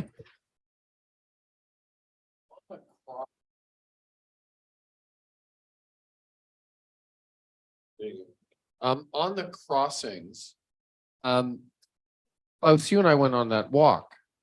You showed me some of those. Remember, we walked together. We walked the trails together. Yeah. And you showed me where those crossings were. So this crossing, I'm fascinated by this crossing down here, just north of Elderbury. I'm wondering what the purpose of that is, other than having sort of a forest, nice forest sort of crossings in a sort of a, I don't know, a forested green space. I think that my bigger issue with crossings in Aurora for the CN, or sorry, the GO train tracks, is Klaus's point is you need to have them so people like living in the old part of in the town park area, so that they can walk the 500 meters from their house to Shepherd's Bush. It's 500 meters. And yet those people are probably getting in their cars, driving down to Engelhard, and then back up Industrial Parkway to Shepherd's Bush to watch their kids play soccer. That's crazy. That's crazy. And so I see stuff like this, and I just came back from Edmonton, and I'm seeing things that they've done in Edmonton to sort of accommodate this. And you showed me we talked about it on the development. You can't do anything about it now, but on the development that's just north of the McMahon Tennis Club, apparently there was a couple of houses that weren't supposed to be put in that development. This goes back a long time ago, so that people could walk from that housing area through a tunnel, straight to the leisure complex. Opportunity lost. And then you shared with me on our walk that went away, and we can't go back. We can't expropriate those people now to recreate that. So my only thing is, with active transportation, we're talking about the school, and we can't control where St. Andrews, that's the business deal that they did. We can't control where that school is. But what we can control, I hope, is infrastructure that is facilitating people getting from A to B by means other than the private automobile. So the crossing that you were talking about by the GO station, there is going to be a crossing a little bit up that you can get to the GO station, but there's not enough space to get up and over the rail corridor without going right over the roadway and landing in the park, where you have playing fields. And those playing fields were, invested by the town. So that's a challenging connection to get over. One north of Dunning. Yeah. North of Dunning. Yeah. So that was initially in the Trails Master Plan. But when we did the feasibility review, we can't land a bridge. It's not really gonna, and there's not enough space on the residential side of the corridor either, because of the developments that are there. So, if a bunch of those buildings suddenly became vacant or available and someone acquired them, wanted to do a development there in the future, that would be a different thing. Then that would be a time to revisit it.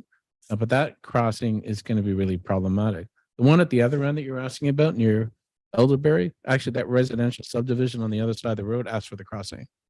In the Trails Master Plan, they came out to the public, Klaus was there as well, and they really wanted a crossing there at that location, both for recreational purposes, but they saw it as another way for them to get up to the commercial core on the other side.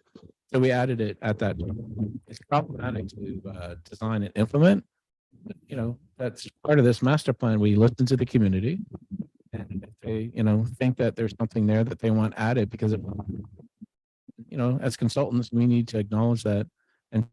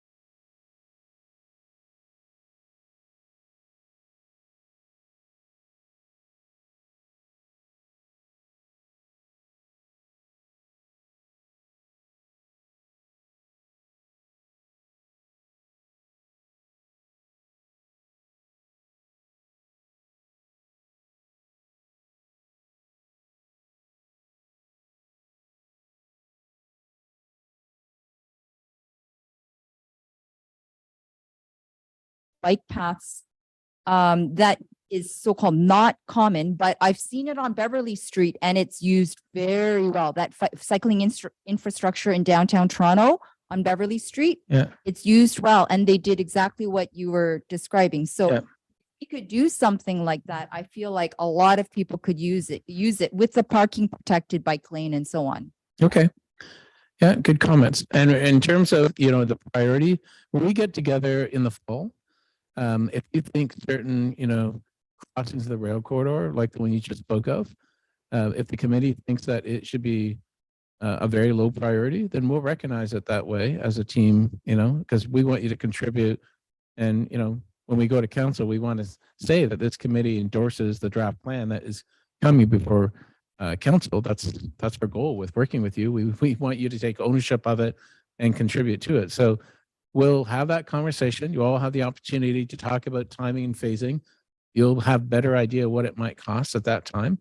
And if you decide that that one down at that end would be nice to have, and maybe we keep on the plan, but it's 25 years out, if ever, then then we can show it that way on the plan. Yes.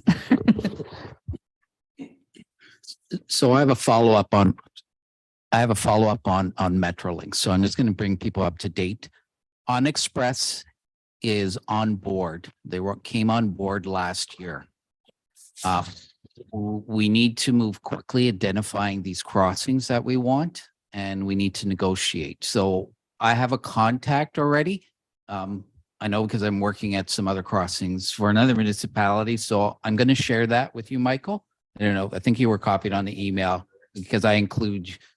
So one of the things that I need to point out to everyone is OnExpress is coming on board to complete the second track, and they're coming on board to electrify. So if we're going over, you need, so right now, because I know this from my previous meetings, you need a certain distance of that. If we're putting a bridge over, you can't, you know, you need that clearance because you can't basically touch it. So I can't remember if it was 4 meters or 5, whatever it is. There is a requirement for it. But it's also important if we're going to start pushing to build that or get them to design it. Again, you have to work with Metrolinx. They'll never build it for you for free. They want a contribution. So we need to make sure if you're going to start the discussion, do we have the money? And this is where we get in, what are the priorities for the municipality? You know, for Aurora, and I know I'm not going to say you're poverty stricken, but money is limited here in terms of what you can and cannot do. Your DCs, I won't get into it. You probably know a little bit more than me, right? I've already dealt in, you know, again, it's not, you don't have the flexibility that the bigger municipalities have in terms of how you can fund things. And again, I think what's important is, have we identified? Like, that's what I need you, I'd like from you, Michael, to identify.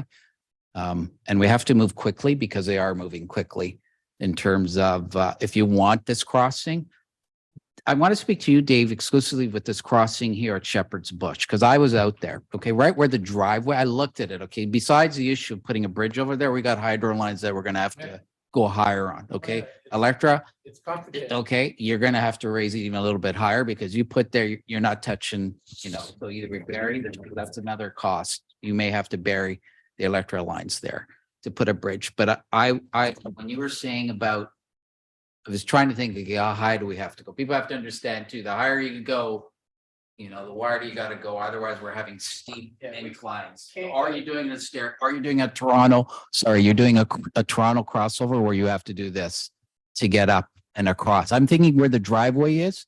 Quick question. We're talking about going over. Yes, Is it a no-go to go under? you can go under. More money? I don't. Absolutely. Okay, thank you. Absolutely.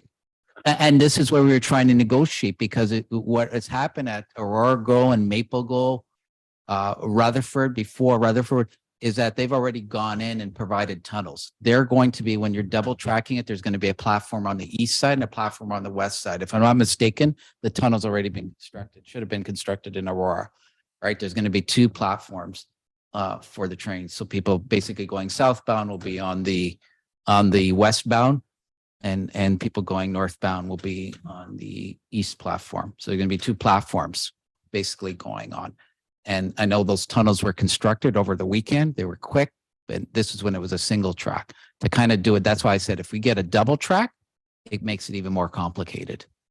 Right. And this is where you have to engage on Express right now. They're an independent.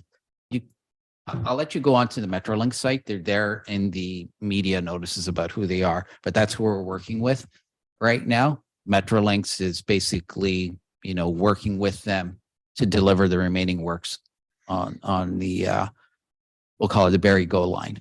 Barry Go line, if you go into, when I sent the email, you know, I said, if you want to sign up to be up to date to see what's going on, they do send notices, but they'll show you the map that they're looking to electrify right now. Okay. So I think it's critical when it relates to the Metrolinks because our window is very short. But again, we're dead in the water if we don't have money, you know, so you can put it in there and then it'll have to happen. Well, my view is you go all in, and maybe there's a priority that's linked to it, but you put them all in.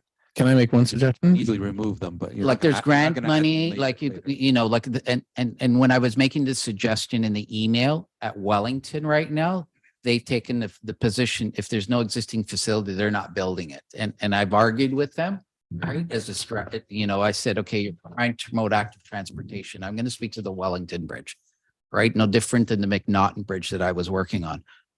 They're of the position that whatever's there is what they're going to build. If you want something extra, the local municipality is paying for it. And again, because Wellington is York Region's jurisdiction, right? They're getting dollars are limited.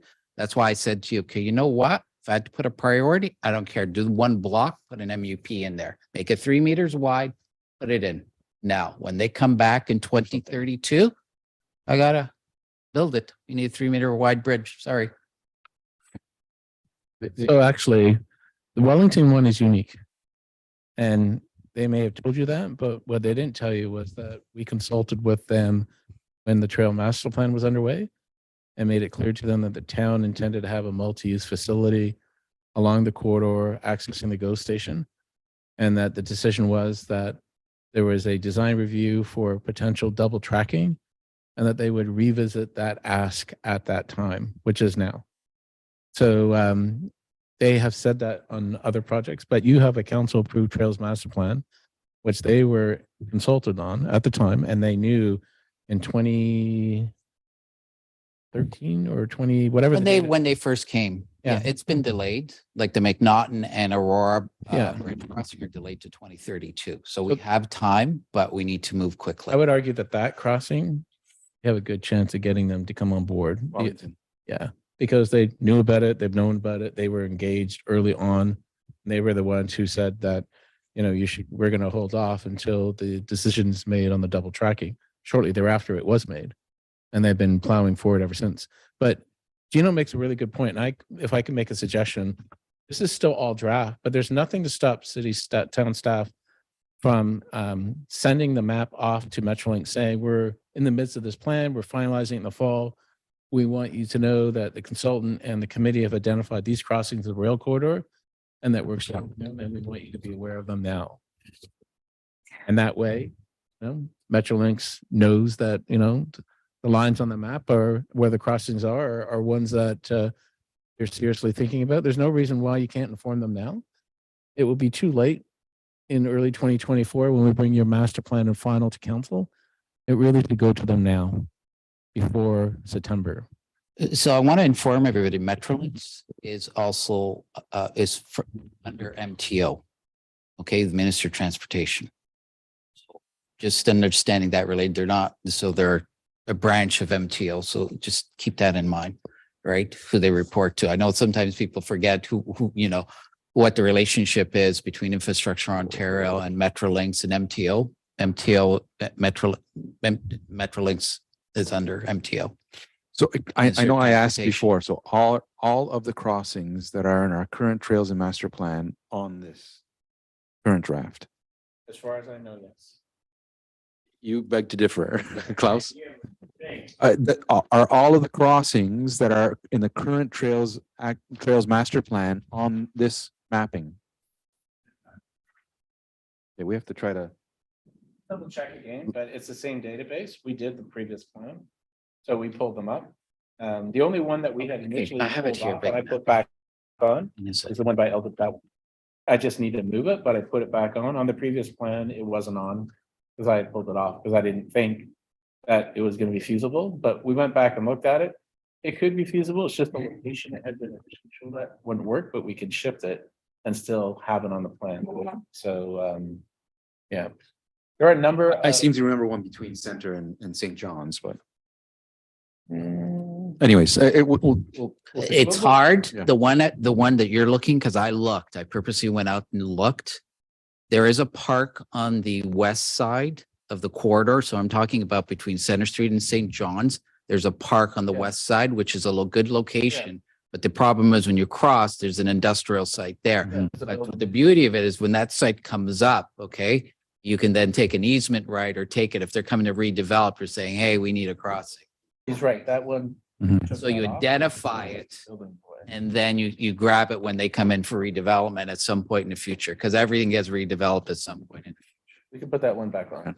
We I'm can just- take it off. I have Lil and then Steve. Yeah, I was at the Metrolinx meeting. They did not even know, they're talking about double tracking. They did not know that Wellington has no pedestrian crossing. Mhm. So they made all these plans and to put the platform here and put platform there and separate the parking on both sides. They didn't even know. So I think I totally agree. I think we should send this map to Metrolinx. Maybe we need a motion. Yeah, I just want to make sure we have them all on there. Yes, Well, yeah, that's my point. I'm looking at this, maybe my eyes are failing me, but is there a crossing just south of where the GO train station is? Is that an X there? There is There's other an tracks. exit. Yeah. It is. Great, Yes. okay. but is that feasible, that one That's too? proposed No, there. there's an existing foot crossing at the south end of where you can walk across in the parking lot. That's there. That By exists. the Aurora tire. Sort of Yeah. just behind But- that? But Really? there was, Here, is there an X there? I thought they fenced it off now. That's the entrance to Shepherd's. Let's go take a look again. but that's the one that's the problem about going over the road.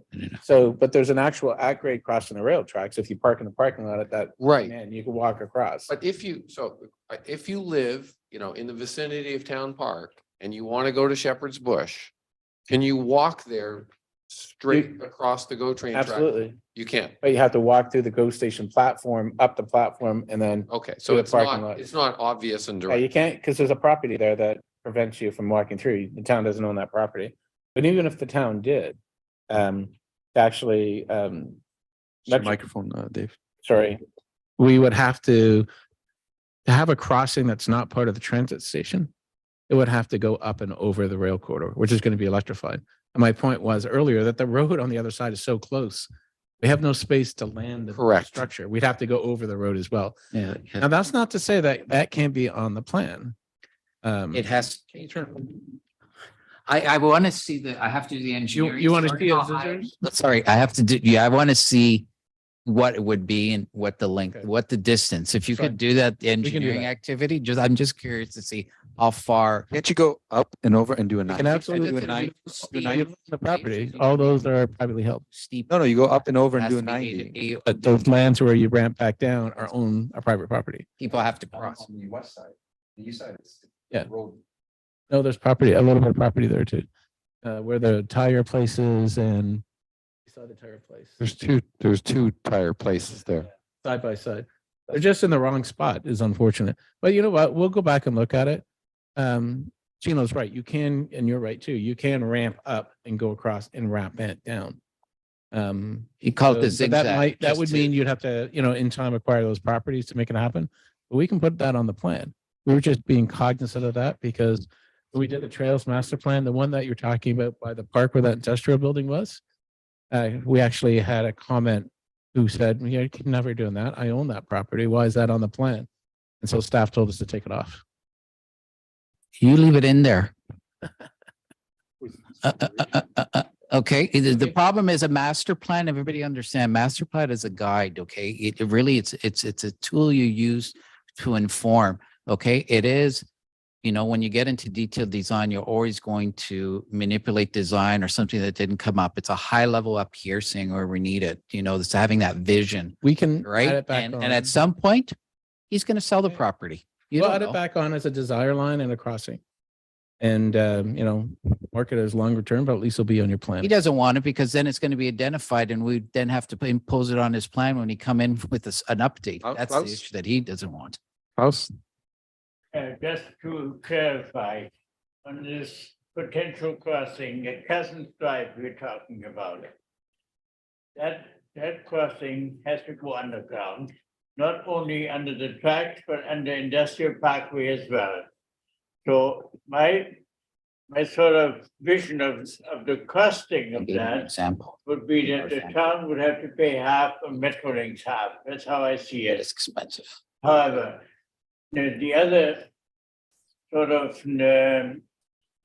issue there is that what we are told is that there is a crossing at the south end of the train station that can take the place of the Cousins Drive overpass. When you measure the distance Yeah. Cousins Drive to that other thing, before you can get into Industrial Parkway, you're talking about 600 meters. Yeah, we're not saying that actually. We are looking at both. We're looking at the crossing of the rail tracks at the station, and we're still trying to figure out the crossing a little bit further to the south that you're talking about. So we'll put it back on the plan. We'll show it as a desire line. We'll identify, what we think would have to happen. Remember, this is a master plan, so we're not doing design, but we can comment on what would have to happen in the properties that would be impacted to get a crossing over. So let us do that first, Michael. And then we'll send you the revised maps, and that revised one will be the one that you share with Metrolinx and draft for their information this summer before we all get back together in the fall, okay? All right. Okay, just being cautious of time. We still have another item also to discuss, so. Is it quick? I would not be in favor of sending the current version of our plan here to Metrolinx because it excludes too many of the projected crossings that are in the Trails Master Plan now. Without them in place, we have no basis for ever having them again. We need to have them as part of the vision, and even if we can't afford them right now. But maybe there will be some monies available for active transportation in future, but to take a more radical approach towards actually achieving that. And then we can build on our vision. Without the vision, we have no basis. Okay, so we can't give direction, but I guess the concept is to put in the crossings that are more in line with the current trails master plan, whatever they are. And then if staff is okay to forward that to Metrolinx, at least as an initial, concept. Yeah. So typically with a trail crossing, if it's going to go underground as opposed to a bridge, I know our minimum size in terms of height, I mean, ours are ridiculous, but there's 6, these are like big trail crossings underneath York Region's roads. They're 6 meters by 3.5. Right now, do you need that type of size if we were to go underground? Now, underground, so everybody knows, a tunnel is very expensive. Okay, and again, if we can squeeze Metrolinx to kind of do it and cost sharing it, because this is where the strategy is when you deal with them, is that they're looking for a contribution, and I think they would be more inclined to go underneath, which is advantageous for everybody, than to go above ground with electrification. I'm just based on some of my, but But I again, assume we don't have to tell them that at this point, which no, there's a crossing. just a crossing. Still But figure I out just, how we're gonna cross, we don't know yet. right? Identifying location for crossing. Yeah. All you're doing. But we should have some idea what we want for that crossing, In Does it terms have to be that big, how, with the height? Because I haven't seen their tunnels. I don't know. I have to check and see what the tunnels that they've recently installed at Aurora and at Maple. Okay. So if there's no further comments, I'll call the motion to, I won't reread the motion, but basically everything we discussed, staff heard, and we'll reconvene on this in October. And in the meantime, provide comments to the consultant. All those in favor? Oh, you don't have a seconder. I'll second. We did. Oh, I see. Okay.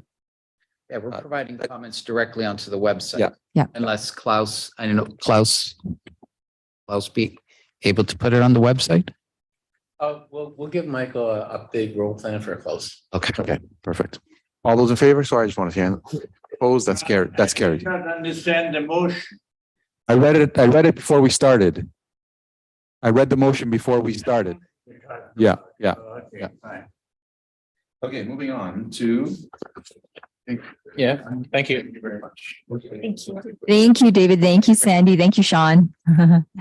Klaus will print out. Sean. We lost Sean. Yeah, we lost Sean.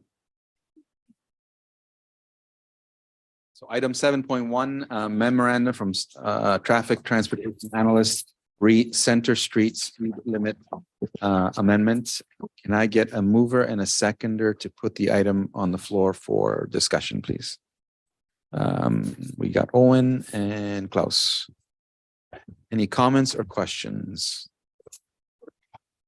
So the motion is that the memorandum regarding Center Street speed limit amendment be received and that the Active Transportation and Traffic Safety Advisory Committee comments regarding Center Street speed limit amendment be received and referred to staff for consideration and further action as appropriate. Is there anything from staff to update or? Oh yeah, can I get a motion just to extend the hour? And Steve, all those in favor, opposed, that's carried. Half an hour? Half hour? Okay. Yes. Half hour. Michael, do you have any general comments on the item? I don't have any particular item to add. It's basically is related to the Berry Line Go expansion. So like what we discussed earlier, Metrolinx is coming in to install a second track. And as part of that work, they need to reprofile a certain section, well, approximately 50 meters off Center Street. And because of that, they couldn't meet the requirement, the site distance requirement to continue a 40-kilometer zone. So that's why they came to us to request to reduce the speed limit by 10 to 30 kilometers per hour on certain section, just on that particular section. Did you ask for a trail crossing? Hey, I'm sorry. Center? Yeah, that's the opportunity. Sorry, I should have put my hand. Does anybody know where that they're putting in more parking on that north side? Is it going?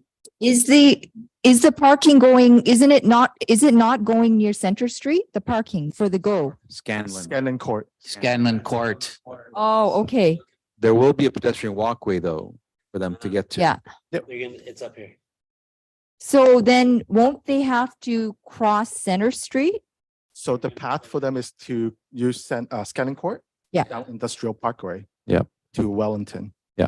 So a sidewalk is being installed right now. Oh, Part of the okay. sidewalk is already installed. Yeah. they Okay. do the- Yeah. So that's the route for the pedestrian, for the GO Transit rider to get from the temporary lot to the Aurora station.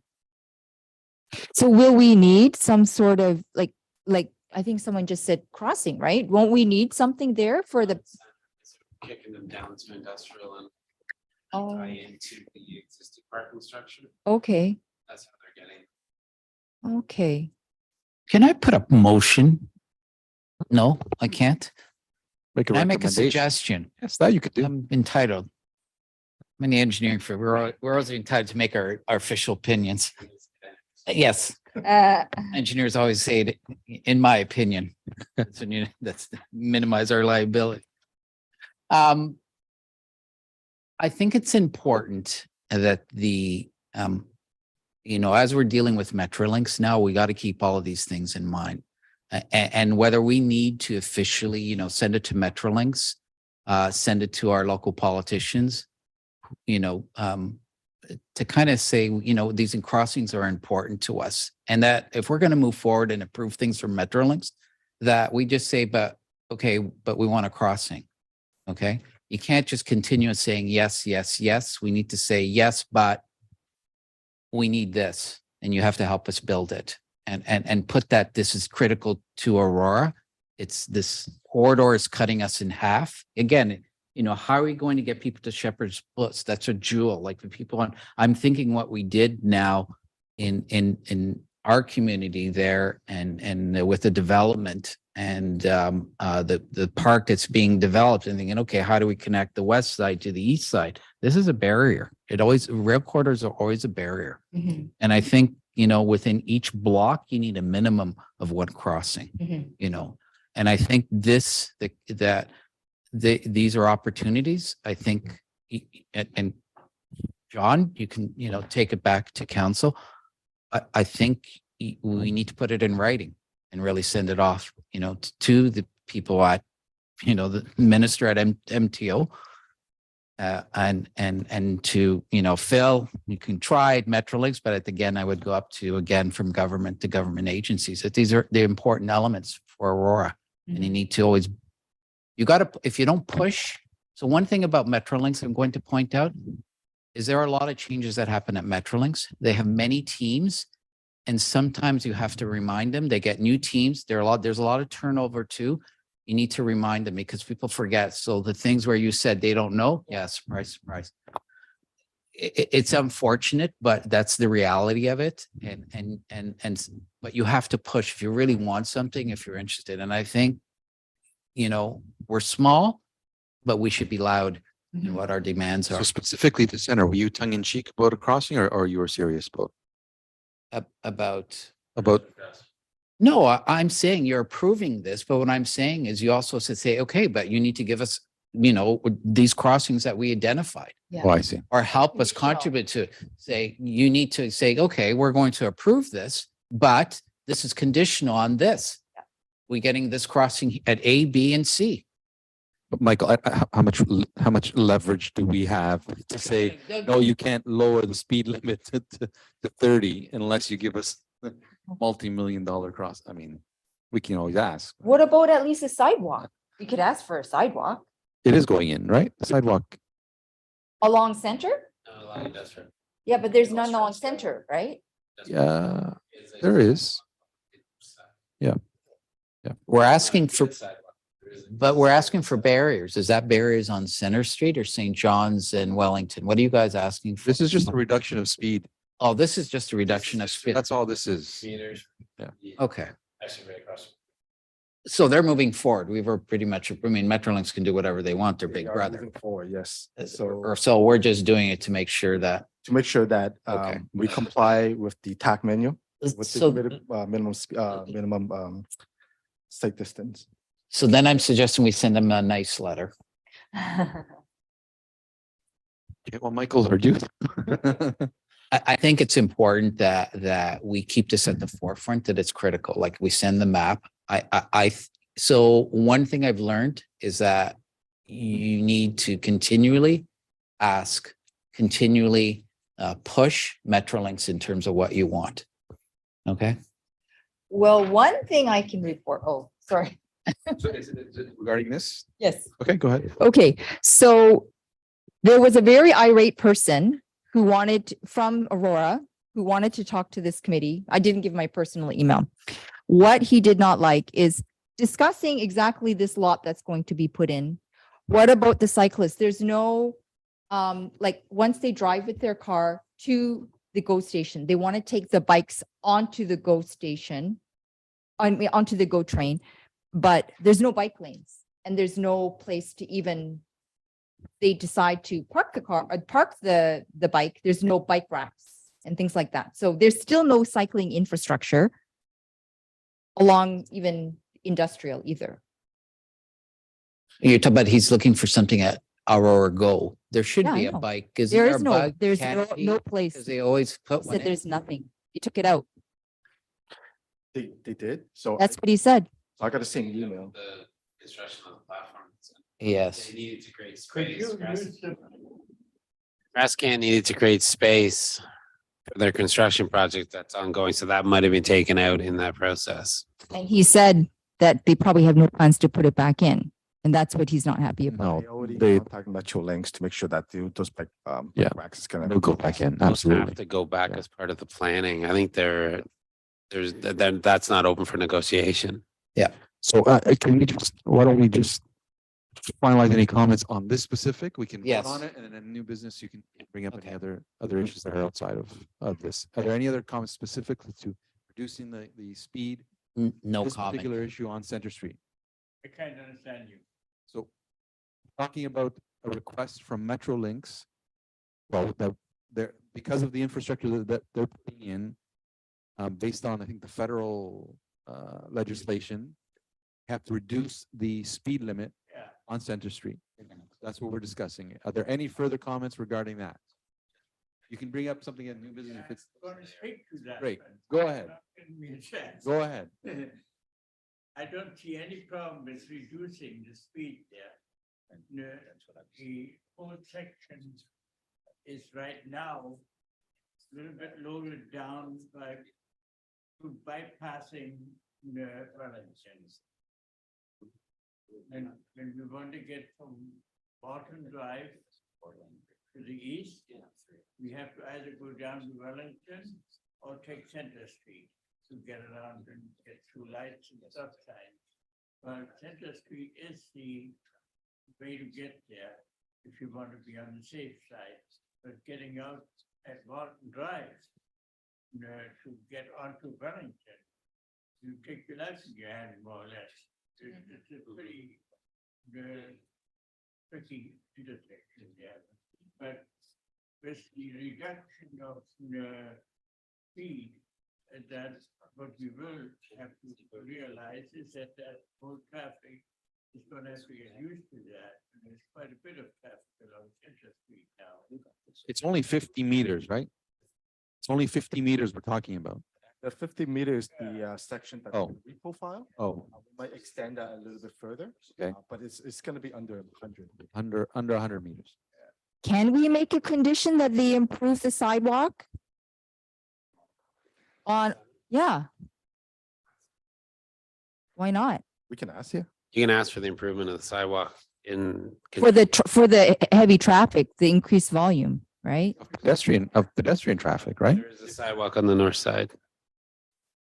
Okay. Imagine a woman in high heels trying to walk on a sidewalk if it's not a good sidewalk. It's not easy. It's quite a slope on that too. So what are we Okay. redoing? They're redoing the road and the sidewalk? We're doing the road right now. Are we gonna try to ask for sidewalk? Do we have to include it in the motion? That There's we're no gonna motion. ask? No motion, just, we're just, It's a we're just making raise. suggestions to staff. Oh, okay. It's a raised sidewalk above the grade of the road in that area.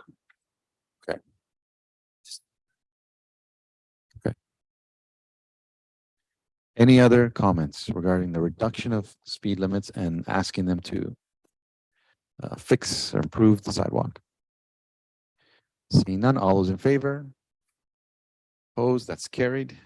Thank you.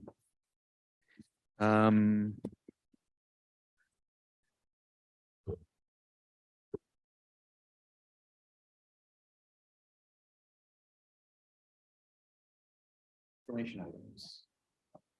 New business. Any new business?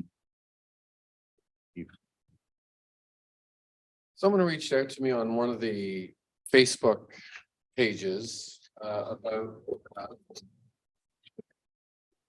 somewhat of a chaotic situation at the I'm unfamiliar with, I don't know, and I just said that I would when we had the opportunity for new business at the committee day, I would raise it. The intersection of Henderson, Tamarack, and Lee Gate.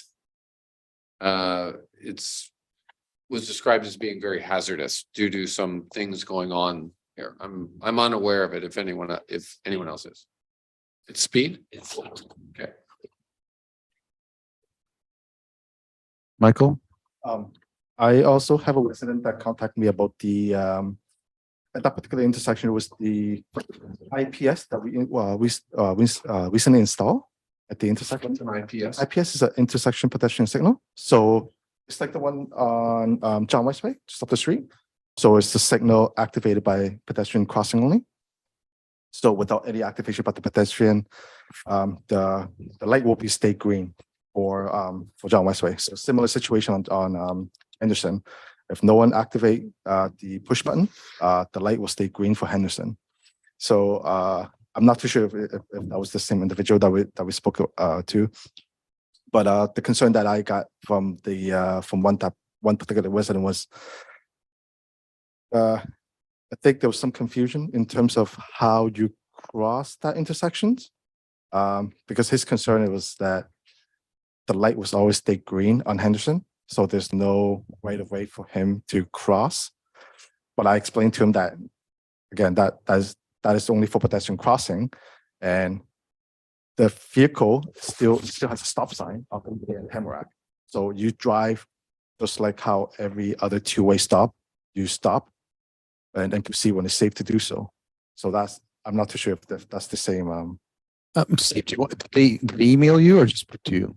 It was just through communication on the Facebook page. If you can let them know to share their concerns with myself, Michael. Take it from there. There's a process in place. If it's regarding speeding, then we can direct them in the. It just seemed to be confusion as per you had described it, Michael, about, the flow of traffic one way, sort of organically the way it is, and then utilization of the, what did you call it again? What was the acronym? IPS. IPS, thank you. I learned something tonight. Okay, if there's anything else and they need to, you can send some information to us. Any other new business?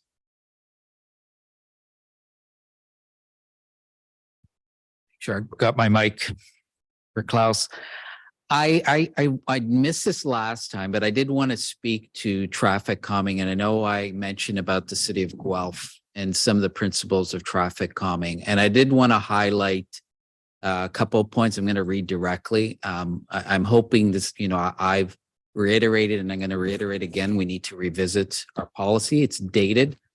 But, again, one of the elements of it, which I want today written, is if a roadway has been identified in the cycling master plan, any traffic calming measure would need to be designed to reduce negative impacts on the cycling facility. Okay, so there's a recognition. Guelph? Is that from Guelph? Yes.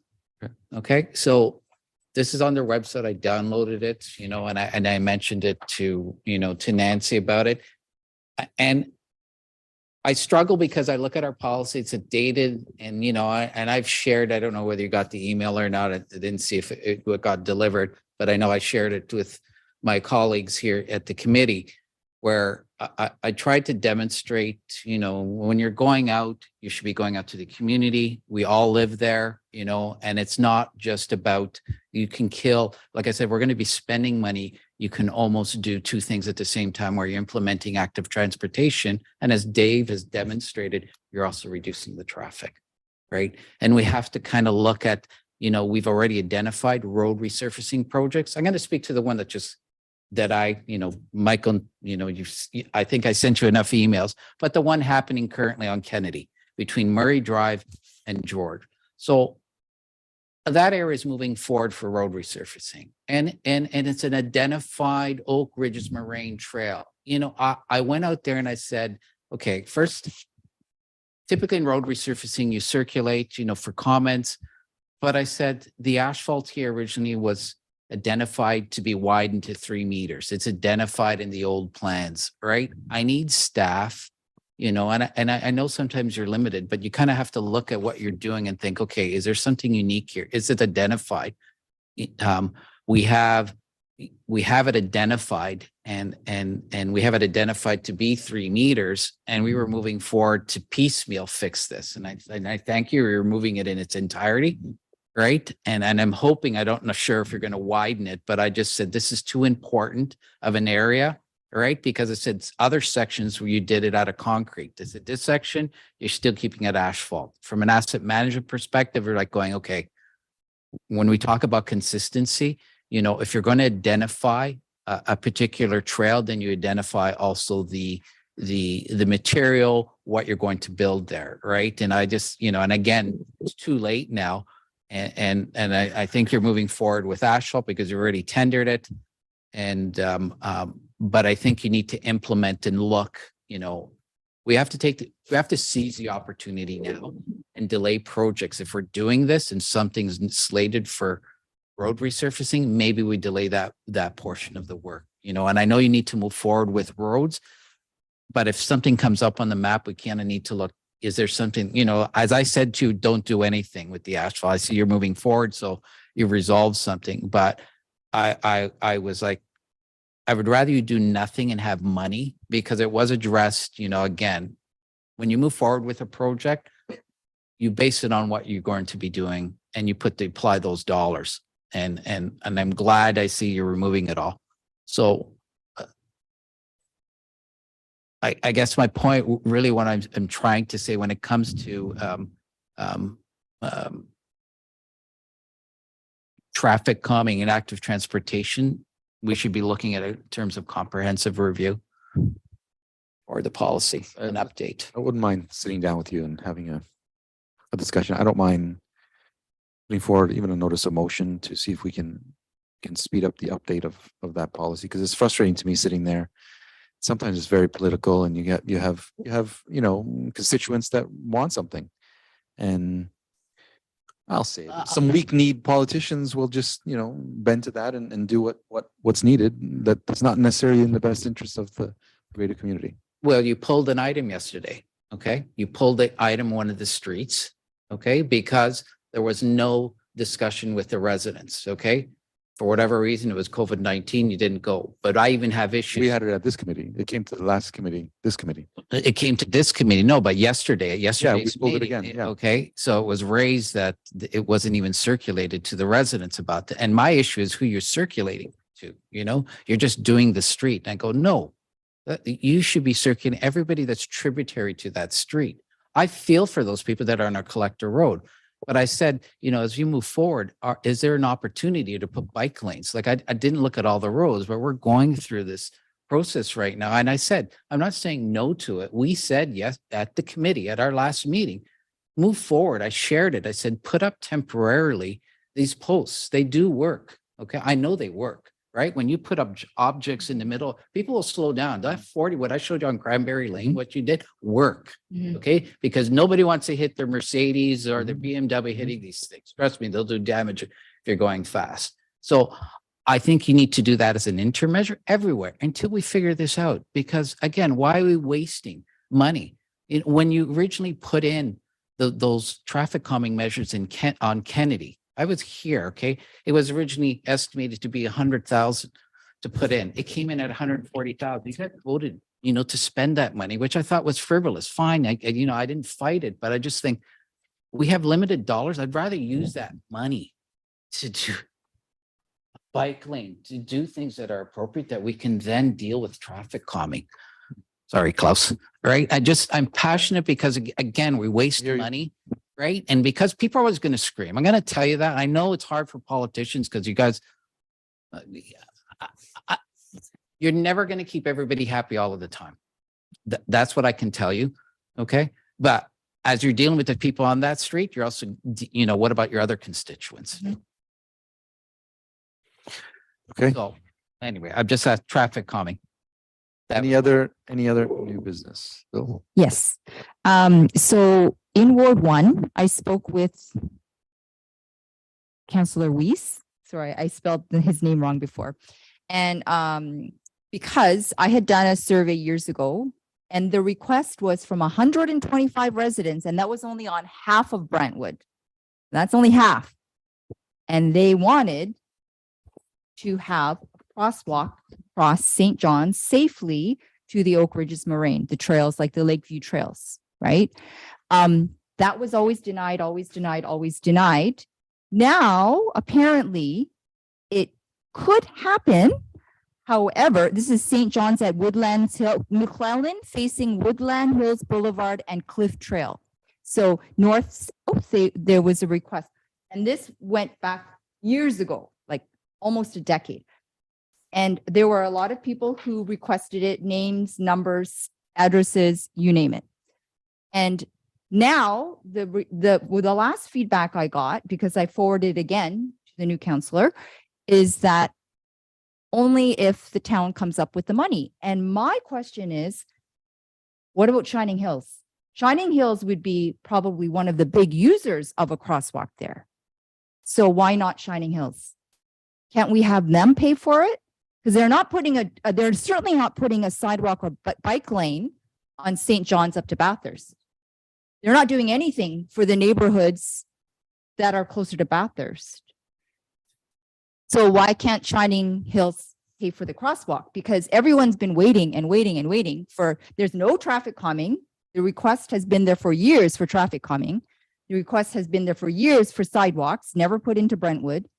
And the request has been there for years. And of course, the paper trail was all forwarded on to the councillors as well as MTO, as well as York Region for the crosswalk, for all of these things. And all of them, it was a no, no, no, no, no. Now the response, as far as I know, is only if you pay for it. So my question is, what can be done to pay for that? Yeah. So where is it? It's on St. John's Side Road? St. John Side Road. So that's under York Close Region's to jurisdiction. Bathurst. And York Region always has final say. They'll trump.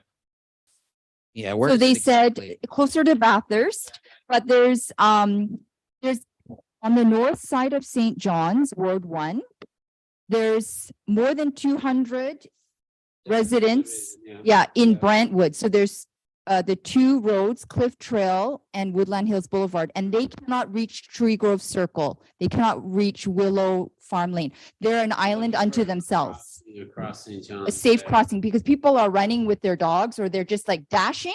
But I forwarded pictures to MTO of all the car crashes right there that happened. Nobody's died, but there've been plenty of almost fatal car crashes there because of the speed. It's high speed there. And once Shining Hill goes in right beside it, Nelson. Shining Hills will go right beside Cliff Trail. That's going to be another 200, plus households that are potentially going to want to cross south. Otherwise, everyone's cut off there. They can't safely cross St. John's. It's getting worse and worse.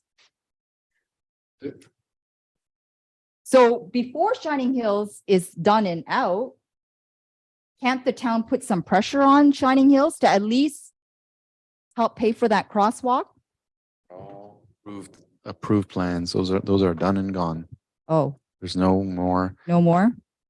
Okay. So the way it works, There is- the way, There is a trail, it's not out of our jurisdiction, but there is a trail going north. that I believe they will have access to Newmarket. Right, but everybody goes south because there's no sidewalks in Brentwood. And like there likely will not be in Shining Hills. So everybody goes south and it's their life in their hands, crossing south to get to Tree Grove, Willow Farm, any of these Lakeview trails, because there's nowhere to walk safely, especially in the winter, there's nowhere to walk.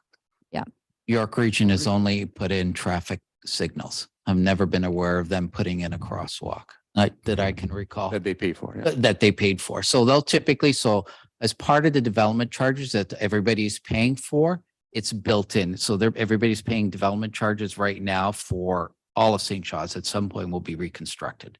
So the region will already have in their master plan saying this road is going to be a 36-meter wide roadway in the future. That's why they said come back in 40 years. Yeah. Yes. So that's why. So the only way that they'll put a traffic signal in is if it meets what do we call a warrant, right? So there are certain criteria that they would look at. And again, distance from the existing traffic signal, it's an, at the end of the day, they'll put it in. So they will go and put it in, but then they'll say, so in other municipalities where there's been demand by the local residents to put it in, the region will say, go ahead, we will put it in, but the town or the city has to pay for it. That's And you're exactly looking what at they said. $300,000 or more, 350. So that's what they said, but then there's been no traction. There's been nothing since then. So I don't know if you're aware of any of this survey or any of that communication, Michael? Yeah, that's still. If I recall correctly, I guess don't quote me on this. There was a talk about installing signal on St. John for people to cross. But again, that's something that I have to look into. I can't confirm that's something that they committed to, but that's something that we've been pushing them. They would. Maybe we can make that a priority. Did you look into it and just email us what the latest was on that? Because there are a lot of seniors who cross every We- day St. John. We have It's 2 not minutes, safe. we have 2 minutes left. I don't know if there's any other new business. If we could, I don't know if we could put on the screen, just because there's some confusion on how to get minutes and how to download even the reports. Could you mind show it on the screen, on the website? Yeah. Just so we're clear on how to go about getting all that.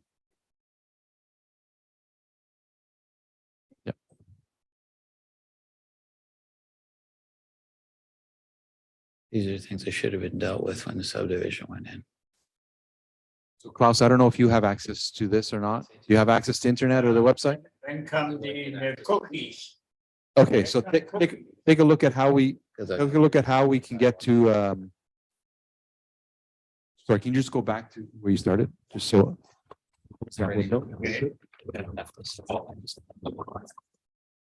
Okay, so that's the main page. You go to your government. Well, you go through. You go to your government and you scroll down to upcoming meetings. Then agendas. Then scroll all the way down. Go down and there's our current meeting right there. You can click on the PDF or the HTML link. And right there, either one of those two, and the agenda the full agenda will. Yeah, including them, you click on those links and the minutes will open up. It's all there. And you're, The agenda for this. yeah, and any future meetings, and then there's also a calendar that'll show all the future meetings. Just wanted to make sure everyone's.